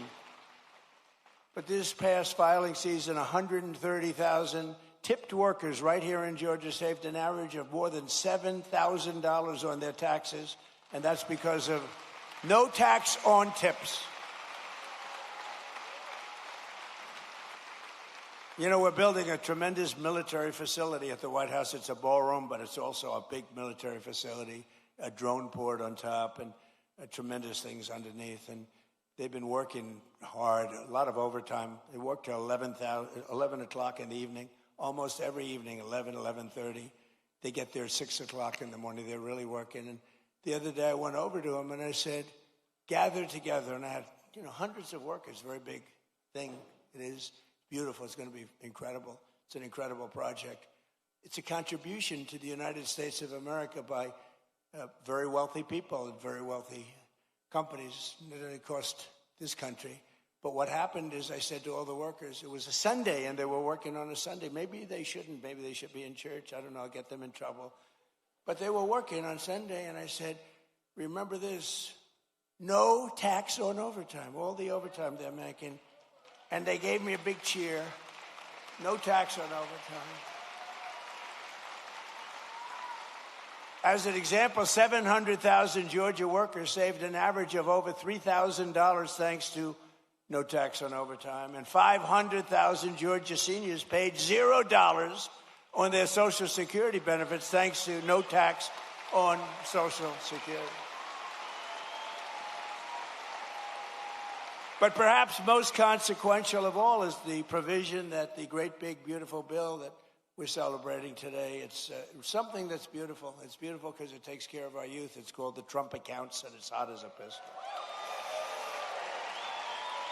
It's hot as a pistol. And under this groundbreaking new policy, every American child gets a tax-free investment savings account that can grow over the course of their childhood and be used for them when they reach 18 or 21. Their parents, grandparents, employers, and loved ones can contribute up to $5,000 a year. And with the modest contribution, these accounts will reach hundreds of thousands of dollars for these young people by the time they get to, let's say 18, let's say 21. But by the time they're just young adults, they could be worth hundreds of thousands of dollars, most likely will be. And for decades, Washington politicians gave our children absolutely nothing but debt. But the Trump accounts, we're finally seeing and ensuring that every young American gets a great start in life and a really fair shot at the American dream, which is what we all want. They all aspire to that.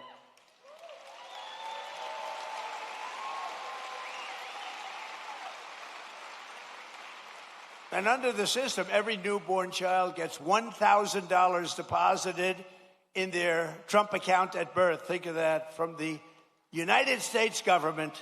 Think of that. The government is finally giving money back to our children. You think that was easy to get from the Democrats? Not easy. Actually, they didn't vote for it. They didn't. I don't think we got one vote. We got it, a unanimous Republican vote. We didn't get any Democrat votes, I don't think. But they have a hard time justifying all of the things that they've done. But the government gives them $1,000 at birth, and from there it just goes up and up and up. And lots of people, like the employers, can put money into their children's accounts of the employees. It's a beautiful thing, and I'm seeing it. And again, over 7 million, and it really just started, I would say, Scott, a few weeks ago, because it was all of the very complex legal governmental things were worked out about 3-4 weeks ago. And we have over 7 million people already, children already. So that's great. And I want to just tell you that generous individuals like Michael and Susan Dell, Brad Gerstner, and so many others have donated billions of dollars to fund Trump accounts for millions of children. Some people are going to take the children from states, the entire state. Like Gerstner is looking at the state of Indiana, where he contributes the money for, these are wealthy people. They've made a lot of money. They're putting it back. But Michael and Susan, they're two special, incredible people. As an example, donated $6.25 billion into the accounts for youth. They gave them for youth. Michael Dell, Susan Dell. $6.25 billion. I have a friend, he gave $50 million. I said, that's peanuts. That's not even close to the $250 million that Michael Dell gave. I said, what are you doing? You can do better than that. But people are loving it. And you know what I say? Go out and buy a Dell computer, okay? Because as far as I'm concerned, that's great stuff. And the Trump Accounts app, for those that want, is now the #1 app in all of America. Isn't that nice for our youth? People are doing it. It just caught on. In the past 18 days, nearly $1.5 billion have been deposited into the Trump accounts. Think of that. The money is pouring in. And it's for children and all sorts of advantages and tax advantages for the people that do it and make this investment in our future, because it's really an investment in our future. And all you have to do is go to trumpaccounts.gov, and sign your child up for a free investment account today, and the child gets $1,000 from the government.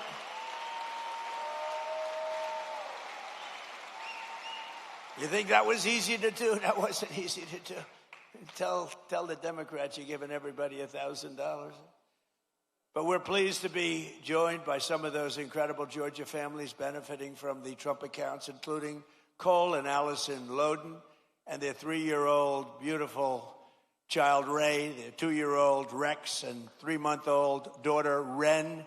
And Cole and Allison met at Kennesaw State University, where he played football, and he was a cheerleader and a respected guy, good student. Now Cole is a project manager helping build data centers, and just this past April, they became the first home buyers, Cole and Allison bought their first home. So I just want to come up here for a second, Cole and Allison. Come up, say a few words, wherever you may be. Where are you? Come on up. Come on. Don't worry about Secret Service.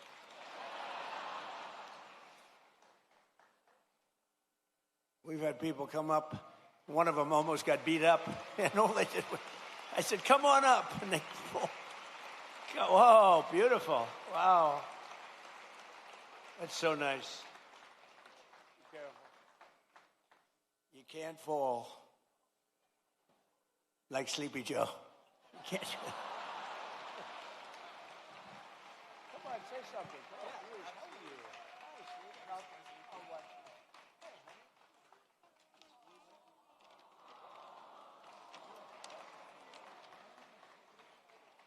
Thank you, Mr. President, and the White House staff for allowing my family to be a part of this special event. It is truly an honor. Thank you, Mr. President, and your administration for the hard work and commitment that that made the Trump account possible. As a father, it's encouraging to know that our children's future can begin with an investment from day one. To every eligible new parent, I encourage you to take advantage of this opportunity by opening a Trump account for your child and continuing to invest in it each and every year. Mr. President, thank you for your continued commitment to investing in American families. And on behalf of my wife and me, thank you for providing our children with a greater opportunity to pursue and achieve their American dream. Thank you, and God bless America.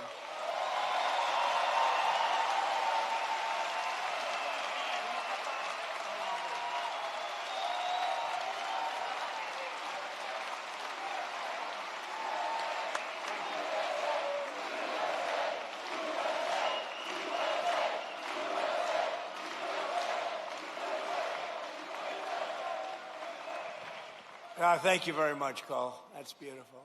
Also with us are Dean and Gabrielle Fungawing and their 4 children, Elise, Jude, Isaiah, and Talia, who also have been very proudly members of the Trump accounts. And Dean and Gabrielle are both entrepreneurs who believe in teaching their children the importance of self-reliance. And it's happening. You know, people are watching the market now. They're watching how are the stocks doing, how's it going, and they're only going up, it looks like, and we're going to keep it that way. So Dean and Gabrielle, come on up for a second, please.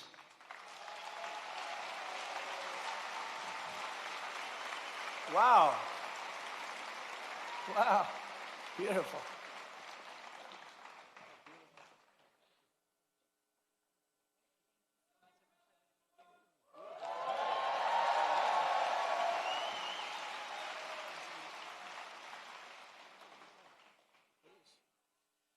Well, Mr. President, thank you for this honor. My American story began when my parents brought our family from Suriname to this city in 1990. We attended local schools and college right here in Georgia. And in 2008, my wife and I lost our jobs just before learning we were expecting our first child. A friend taught me the appliance repair and service trade, and it changed our lives. Together, we built a company serving over 55,000 homes across the city. And then she fired me and made herself CEO.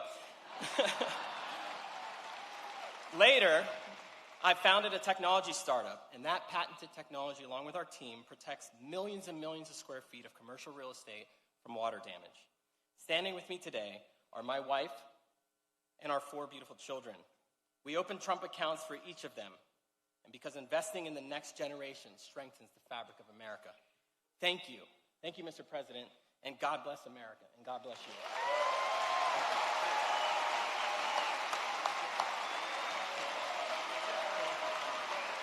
Are you ready?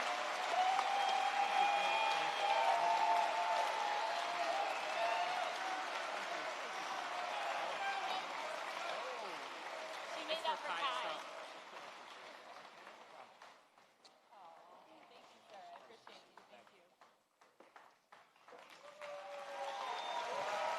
Beautiful people. Well, thank you all. Appreciate it. But while our administration is lifting up the next generation with the power of freedom and American capitalism, proven all over the world when it's done right, It's not always done right, but when it's done right, there's nothing like it. The radical left is actively trying to destroy our children's future with the disaster known as communism. It's communism. This isn't a social democrat. These are communists by another name, right? As I said in my recent address at Mount Rushmore recently, I don't know if anybody saw it, such a beautiful place. You know, the communists want to take it down. They try taking Mount Rushmore down. They want to blow it up. They want to take it down. They shouldn't be up there. These people are crazy. But communism is, in my opinion, communism is the single greatest threat to our country and its history, including even World War I and World War II, Pearl Harbor, 9/11. I think it's the greatest threat that I've ever seen to our country. These people are stone cold crazy.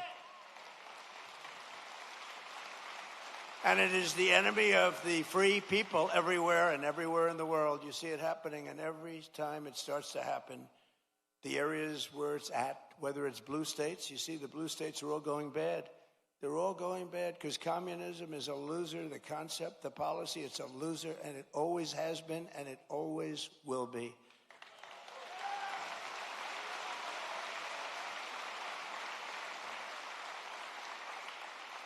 And, you know, they want to give everyone everything away. You want free rent? You want free house? What they don't say is that a year from now, there'll be absolute squalor, turmoil, and death. And that's the way it's happened all the way. It goes back thousands of years by different names. But that's the way it happens all the time. It's squalor, it's poverty, it's death, it's destruction. And that's why we declare again today that the United States of America will never be a communist country.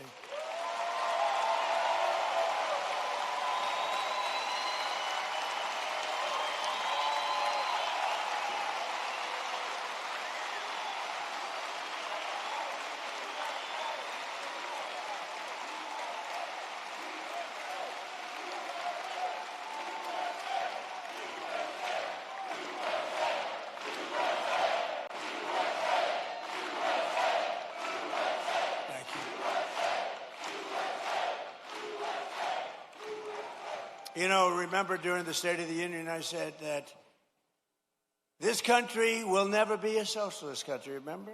And I was right. They skipped socialism. They went right to communism. Georgia's a state that believes in common sense, and yet your terrible Senator, John Ossoff, he's terrible.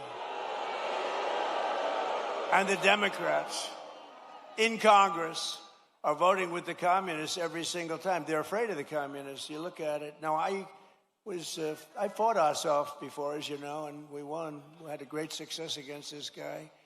He reminds me of Pinky Herman. Did you ever see Pinky Herman? John Ossoff and the congressional Democrats voted against securing our border. They voted against our massive tax cuts that you have. They voted against the Trump accounts for your children. They want to raise your taxes by a lot, not lower them. We lowered your taxes. We gave you the greatest tax cut in the history of our country twice now. And they want to raise your taxes substantially. You know, I've been watching politics. I've been involved in politics in the other side, you know, for a long time. I've always found it interesting, fascinating, important. But I've never seen people say, ever, it's always politicians. I've watched great politicians. We will lower your taxes. They will always say, we will even if they didn't mean it. They'd say, we will lower your taxes. These people say, we're going to raise your taxes. I've never heard it before. It's a new phenomena. It's a phenomenon. They voted against no tax on tips. They voted against no tax on overtime. They voted against no tax on Social Security for the seniors. They voted against voter ID. Can you believe that? Well, you saw what happened. They caught thousands of votes in New Jersey where illegal aliens were allowed to vote, thousands and thousands of votes. They voted in favor of the transgender mutilization of your children and in favor of men playing in women's sports. Isn't that lovely? They voted against lower energy prices, lower car prices, and bigger paychecks for everyone. They voted against every one of these things.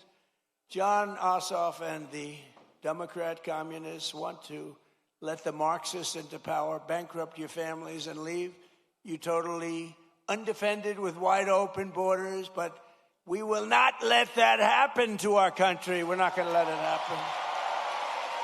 Right?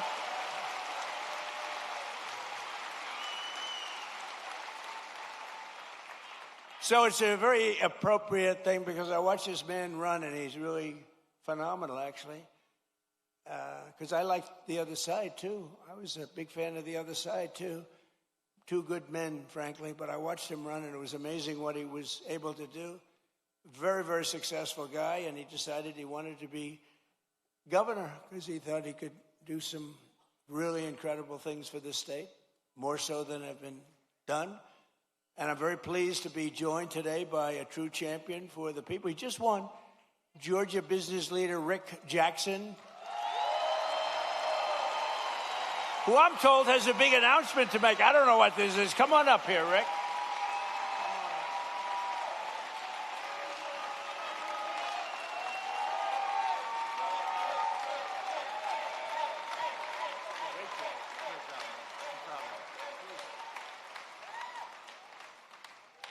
Well, thank you, Mr. President. What you're doing on the Trump accounts is for foster children will, change lives. I know because I said earlier that it changed my life when I got a $100 Christmas gift in an orphanage. That's why here in Georgia we should not stop with $1,000. I want to announce when I become governor, I'm going to push the state of Georgia to match the federal contribution with another $1,000.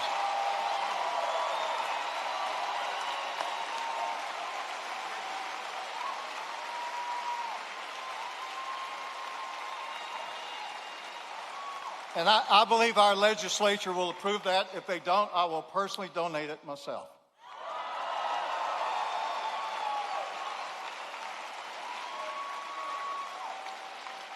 Mr. President, you're fighting for Georgians every day for the state and what you're doing to lower costs. Media does not report this, but every day President Trump is bringing unbelievable amount of business solutions to government. Let me give you an example. Not long ago, I was meeting with Susie Wiles, who, in my opinion, is the best chief of staff in the modern history. But we were talking about America's antibiotics supply chain. And I told her we bought this last American plant in the United States in 21 because I didn't want China to leverage it on our president for trade. I told Susie something that every family should know. We produce one dose of amoxicillin for 7 cents. By the time it goes through all the middlemen, you pay $1. Susie looked at me and said, well, have you heard about Trump RX? And I said, she said, we're announcing it tomorrow to sell directly to from the manufacturer to the consumer. That's a business solution. That really brings down costs.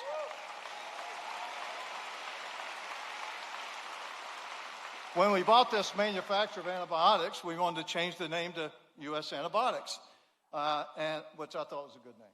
So it took the Biden administration 7 months to approve our bottle logo where it had been for the entire 35 years.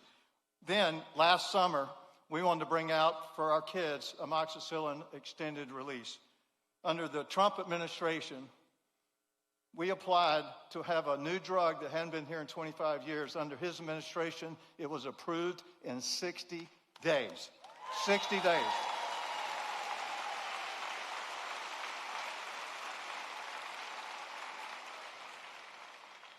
So, Mr. President, thanks for what you're doing. I wish the fake news would report all these great business things that you're doing. But that's what I'm going to be doing in Georgia. I'm going to bring business solutions to solve real problems. The other side talks about affordability as if that's a solution. Affordability is not a political problem. Affordability is a business problem. It requires business solutions, just like this man's been doing all his life.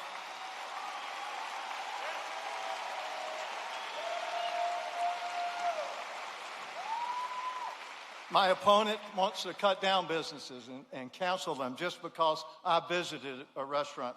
Well, that's just wrong. We are not going to do that. And I'm going to make sure that Georgia is the best place to do business and reduce affordability to the lowest it's ever been. And I'm going to be this man's favorite governor.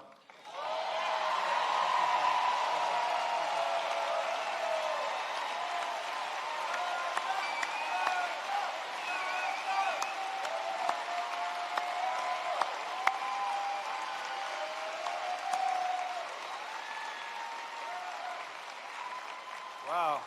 He's going to be a great governor. He will be great. Thank you very much, Rick. We also have some true warriors with us, including State Senator Brian Strickland, who is running for the job of Attorney General. That's an important one. Well, get out and vote, and he's going to be fantastic. You have my complete and total endorsement, as you know, okay?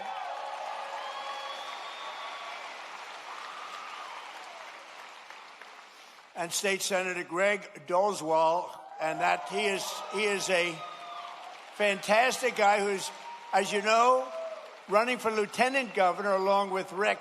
That's a pretty good. Where are you? There you are. Where are you? Oh, what a man he is. You have my complete endorsement. You know that. You had it before, but you have it now. Okay? Great luck. You won't need it. Everybody needs luck, but you're not going to need that much. Very talented people need luck too, but they don't need it that much. And State Representative Tim Fleming, who is running for Georgia Secretary of State. And they all have my complete and total endorsement. They're incredible people. Thank you very much. Thank you. Congratulations. I heard you had a great win. We also have State Representative Houston Gaines with us, who's a fantastic person. And he's running for Congress. And you already have my endorsement, and you already won your primary in record numbers, and now you have to go and beat a Democrat. Good luck. We'll be helping you, okay? Good luck. I want to thank as well, he was here, I didn't know he was going to be here, Treasury Secretary, I think he's going to go down as the best ever, Scott Bessent.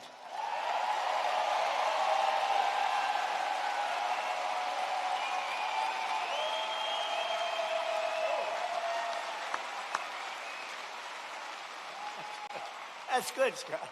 Don't make him too popular. I won't like him anymore. That's very good.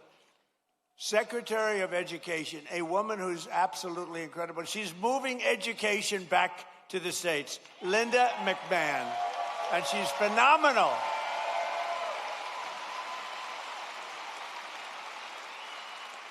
She's getting it back to the states so the parents can run the education. And I met your school board people. They were really great people, but you know, they want to work with the parents, and that's what we're doing. And Linda, you are doing some great job. She's moving it back. Not easy. Not easy. That's years and years of turmoil that went trying to do it. She just gets it done. This woman is incredible. Thank you very much. I appreciate it. Another great person and great administrator, a woman who's really smart. Everybody loves her. Everybody respects her. And she runs a thing called small business, but small business, when you add it all up, it's probably bigger than any bank in the world, right? Kelly Loeffler, and you're here with Jeff. Jeff, stand up.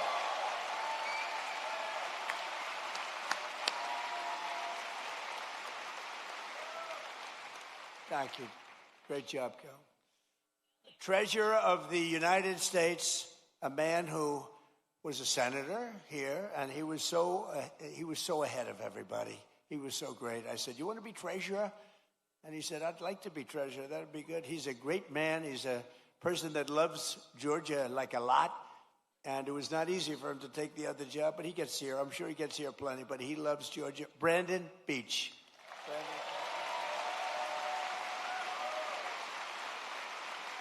Cobb County School Superintendent Chris Ragsdale with a beautiful family.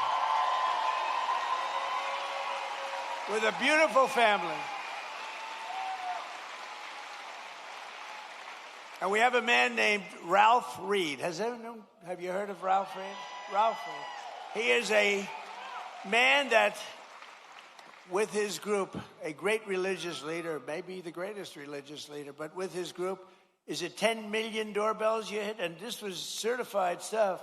10 million doorbells. He pressed 10, not personally, but he pressed a lot of them himself.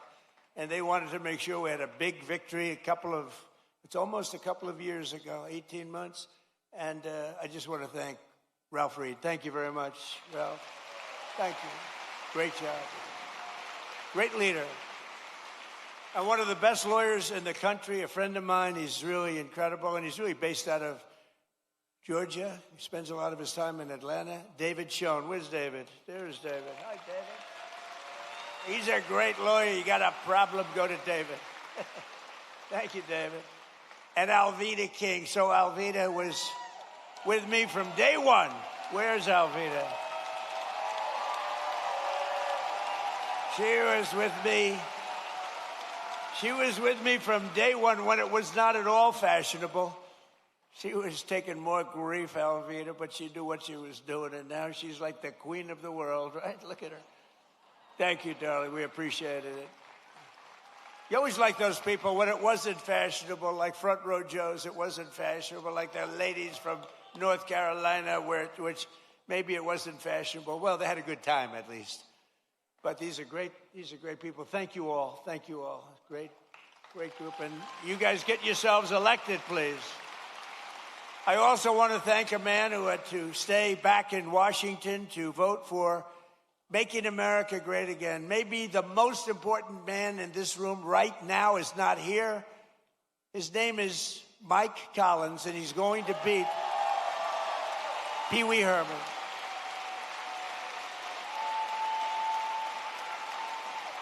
And the reason he's not here is me. He wanted to be here. He wanted to be. They wanted to change. I said, don't change. Mike's not here, and it is my fault because we have a very big vote coming up on the military, farming, and other important things in a little while. It's going to be a little while. And I got to have Mike in Congress because he's like maybe the most, but certainly one of the most highly respected congressmen, Republican or Democrat, in Washington. Mike Collins is an amazingly respected man. He got the look. He's got the whole deal. And I said, Mike, I'm sort of here because of you. I said, Mike, if you're here, I'm going to be extremely upset with you because he has to vote. And, you know, it's razor thin. We lose all the Democrat votes on all these things. Think of it, tax cuts, biggest tax cuts in history they vote against. They vote against everything because you know why? They have Trump derangement syndrome. That's why. But I hope you're going to vote for Mike, and you've got to vote for him because he's running against, I call him Pee Wee Herman. He's Pee Wee Herman lookalike. You know, I don't know, people don't know this, but I beat him once before as a congressional candidate. Does anybody know that? He ran for Congress a number of years ago.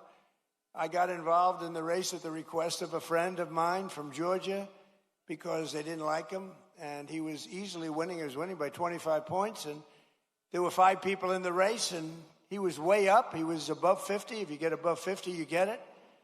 And I backed a person, Karen, you probably remember. Didn't know her at all, but I thought anybody would be better than this guy. And he went from 70 to, believe it or not, 49.9. And that meant he was now in a runoff. So he thought he had it made. And he was in a runoff. And I got involved a little bit. I came here twice. I did a couple of rallies, and she ended up winning the race. He lost.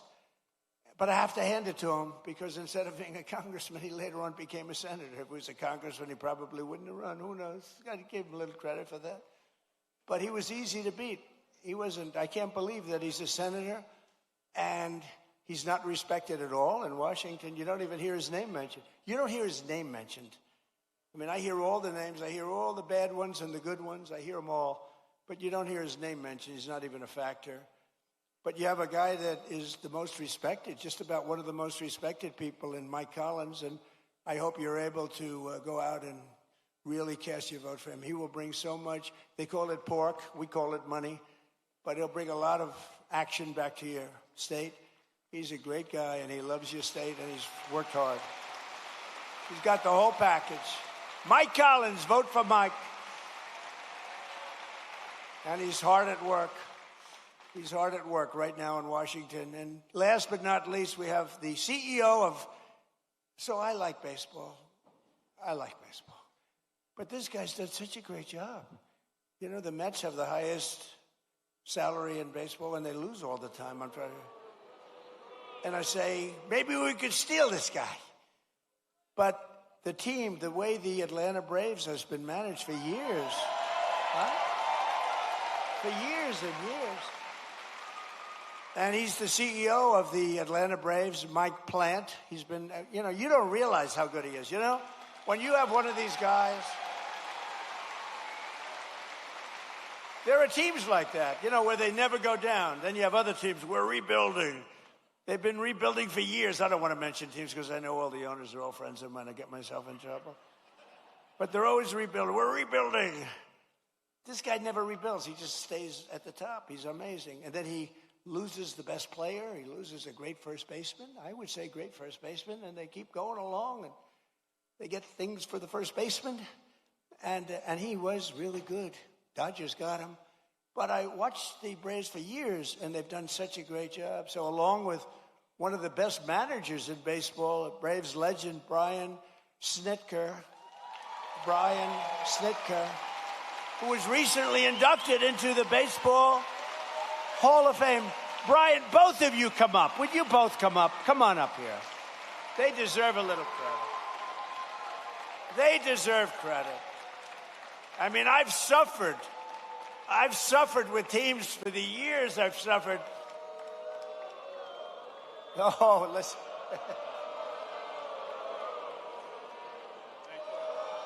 They say you're not allowed to do that. Do it.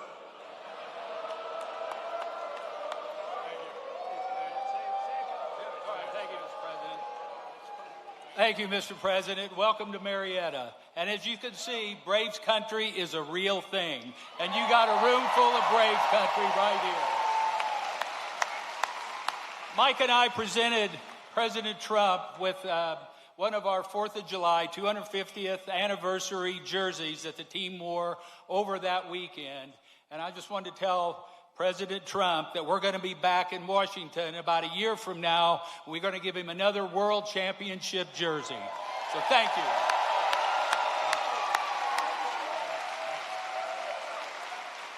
Well said, Snit. Mr. President, I just want to say when you're done throwing four-seam fastballs for the United States of America, come back and do it for the Atlanta Braves. Thank you.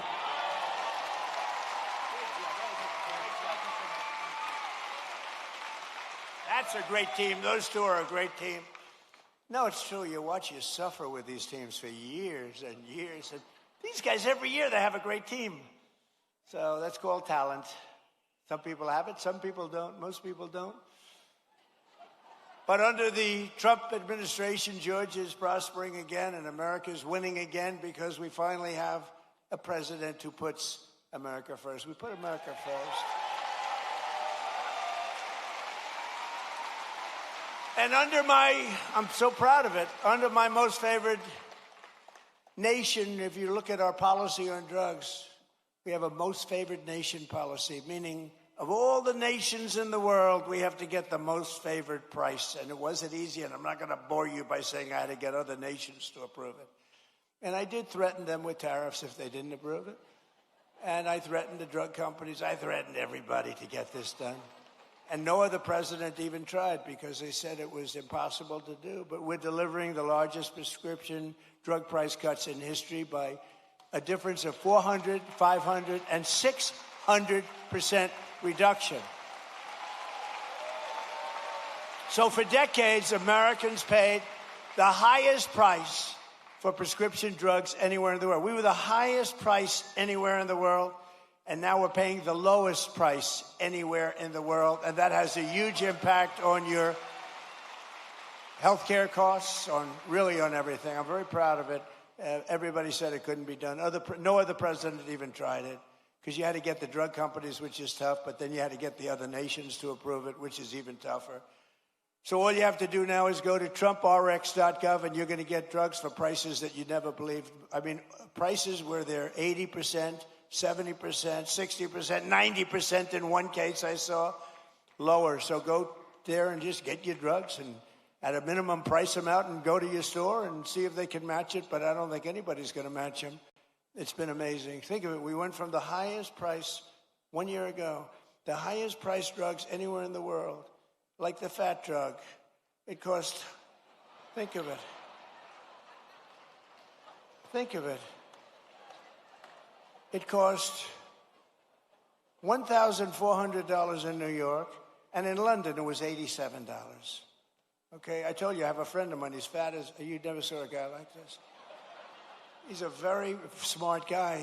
Scott knows him very well. He's a great businessman, but highly neurotic, always eating. Eating, he does two things. He eats and he makes deals. And the eating he's not good at, other than quantity. But the making deals, he's very good. But he called me up because, I buy this fat drug. And now he calls me Mr. President. He used to call me Donnie. Donnie, I buy this fat drug. And in New York, I pay $1,400.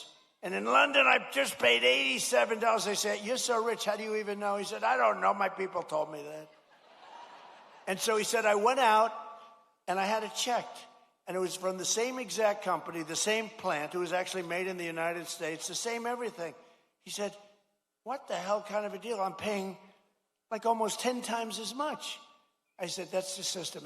But it really awoke in me. And I said, I got to do something about it because he's right. A pill that will sell for $10 in London or in Munich, $10, is selling for $100 or $120 for a pill in New York City or in Chicago, Los Angeles, or any other place. And I said, we got to do it. It's unfair. And I called up the drug companies, and they fought me, and then they said, you're right. They had all sorts of excuses. Well, we have to do research. I said, well, you're doing research for other countries too, right? So they finally gave in under very, very tough time for them. And then they said, and they gave in because they never thought I'd get the countries to do it. And I called up France. I started with Emmanuel Macron. I said, Emmanuel, you must raise your drug price.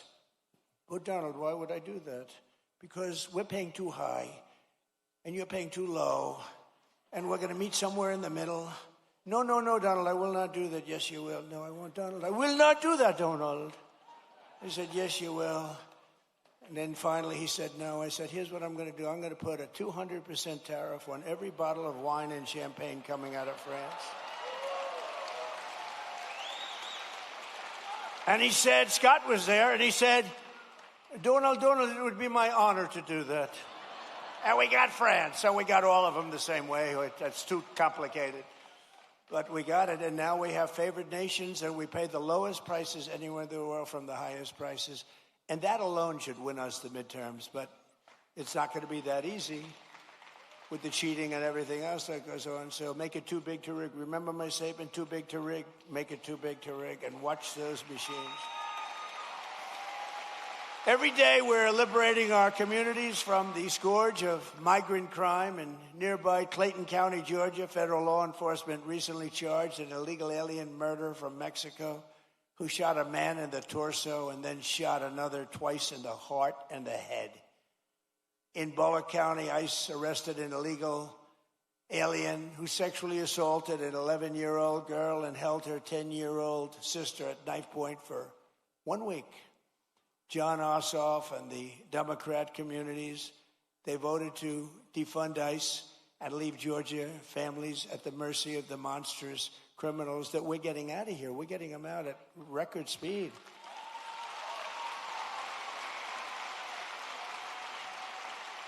And by the way, we always stand with the heroes, the patriots of ICE and Border Patrol. Always. They take such abuse, and they do their job.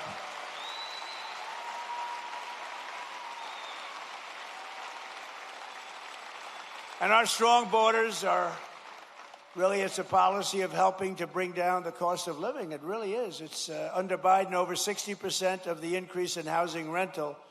The rental cost demand came from the flood of illegal aliens coming into our country. The government would pay thousands of dollars a month for apartments for illegal aliens. But for our warriors, for our ex-servicemen, for people that served in our military for 20 years and 25 years, and then they couldn't get into an apartment. They were living in the street. They didn't do anything.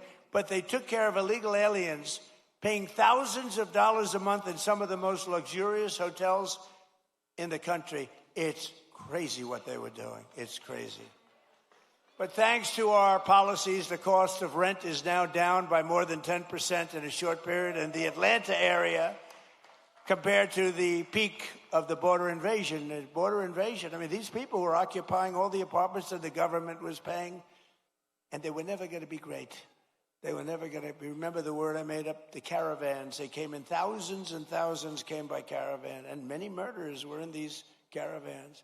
To stop the massive theft of taxpayer dollars, including by the millions and millions, we have launched the war on fraud, led by Vice President J.D. Vance. He's doing a great job. We ended Medicaid for illegal immigrants, and we redirected $50 billion to make the largest investment in rural health in the history of our country. You're getting hospitals built in areas just like this that the Democrats would never do it. Number one, they said that's Trump country. We're not going to do anything. They wouldn't spend because we did. We got tremendous votes. In your whole state, we got tremendous. We won in a landslide. In just 18 months, we've turned this country around like nobody's ever seen before. Think of it. Our border is secure. Jobs are up. Inflation is way down. Factories are opening. Investment is pouring into our country. I told you, $19.2 trillion. Our military is more powerful than it has ever been before by far. You see that. Venezuela, Iran. America is back. It's stronger than ever before. And I'm telling you, it's only going one way. It's going up. As long as we keep our current thinking, our current system, it's going up. If you go the other way, nothing ever succeeds. I made the statement once, with communism, everything turns to shit, okay? It's true. Terrible thing.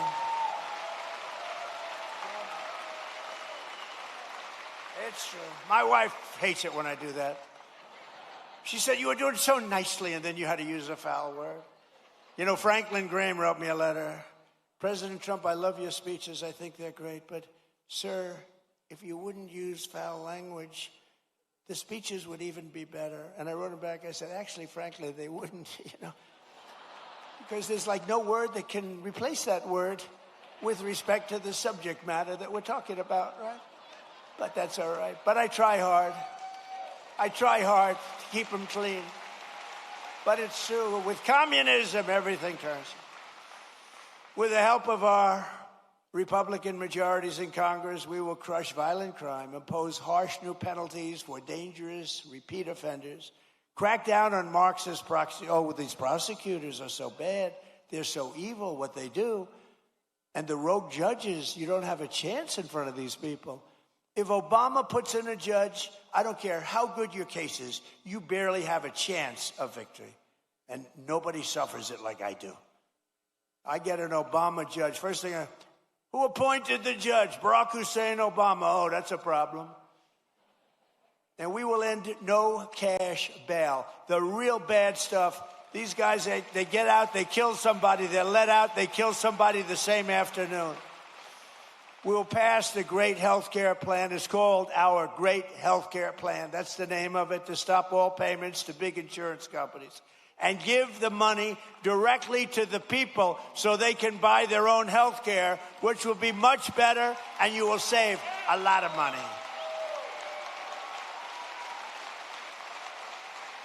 Because as you see, Obamacare is a total disaster. It's been a disaster. It's gone up through the roof. It's a total disaster. We want to spend the money. We want to give you the money directly. Buy your own health care. What's happening is these insurance companies take in billions and billions of dollars, and they don't give a damn about you. And you go out and you get crummy health care at a price that's unaffordable. So we want to give you the money, and you spend the money, and you go around and negotiate. You're going to have money left over, so much better, and you're going to have much better health care. And finally, we have to pass the Save America Act to defend American elections.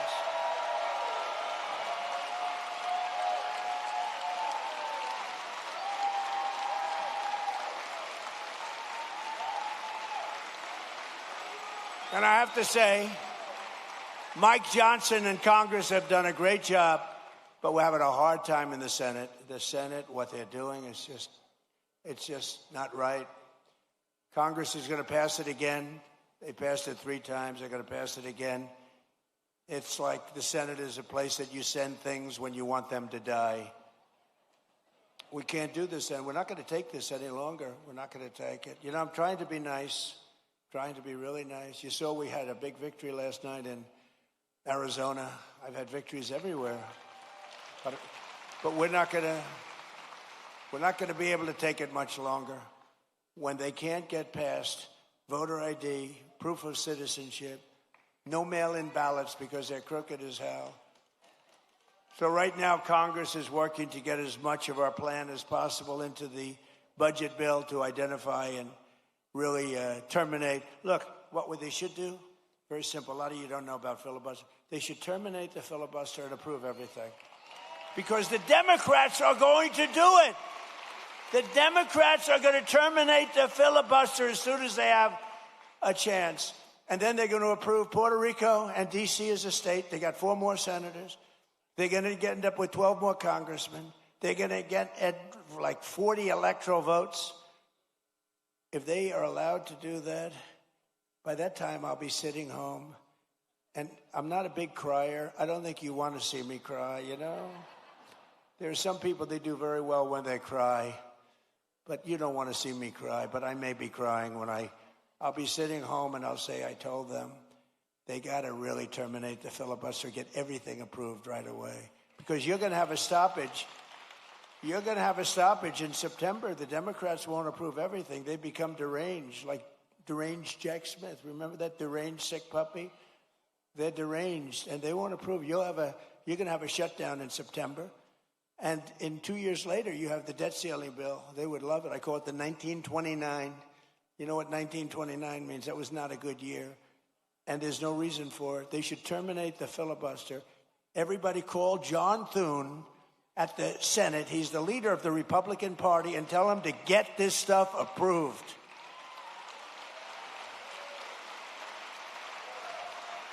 So we're fighting so that all voters must show voter ID. We're fighting so that all voters must provide proof of citizenship, okay? And also the no mail-in ballots, very important. And we're doing exceptions for illness, disability, military deployment, travel. If you're away and you have problems, we'll be very easy on that. Look, if you're away, if you're in the military, you want to vote, we want you to vote. But we'll also enshrine in permanent law no men in women's sports and no transgender surgery for your children.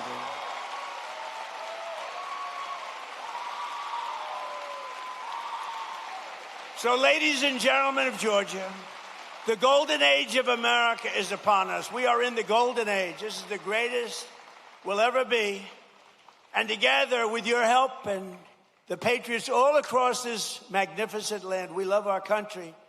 We will make America powerful again. We will make America wealthy again. We will make America healthy again. We will make America strong again.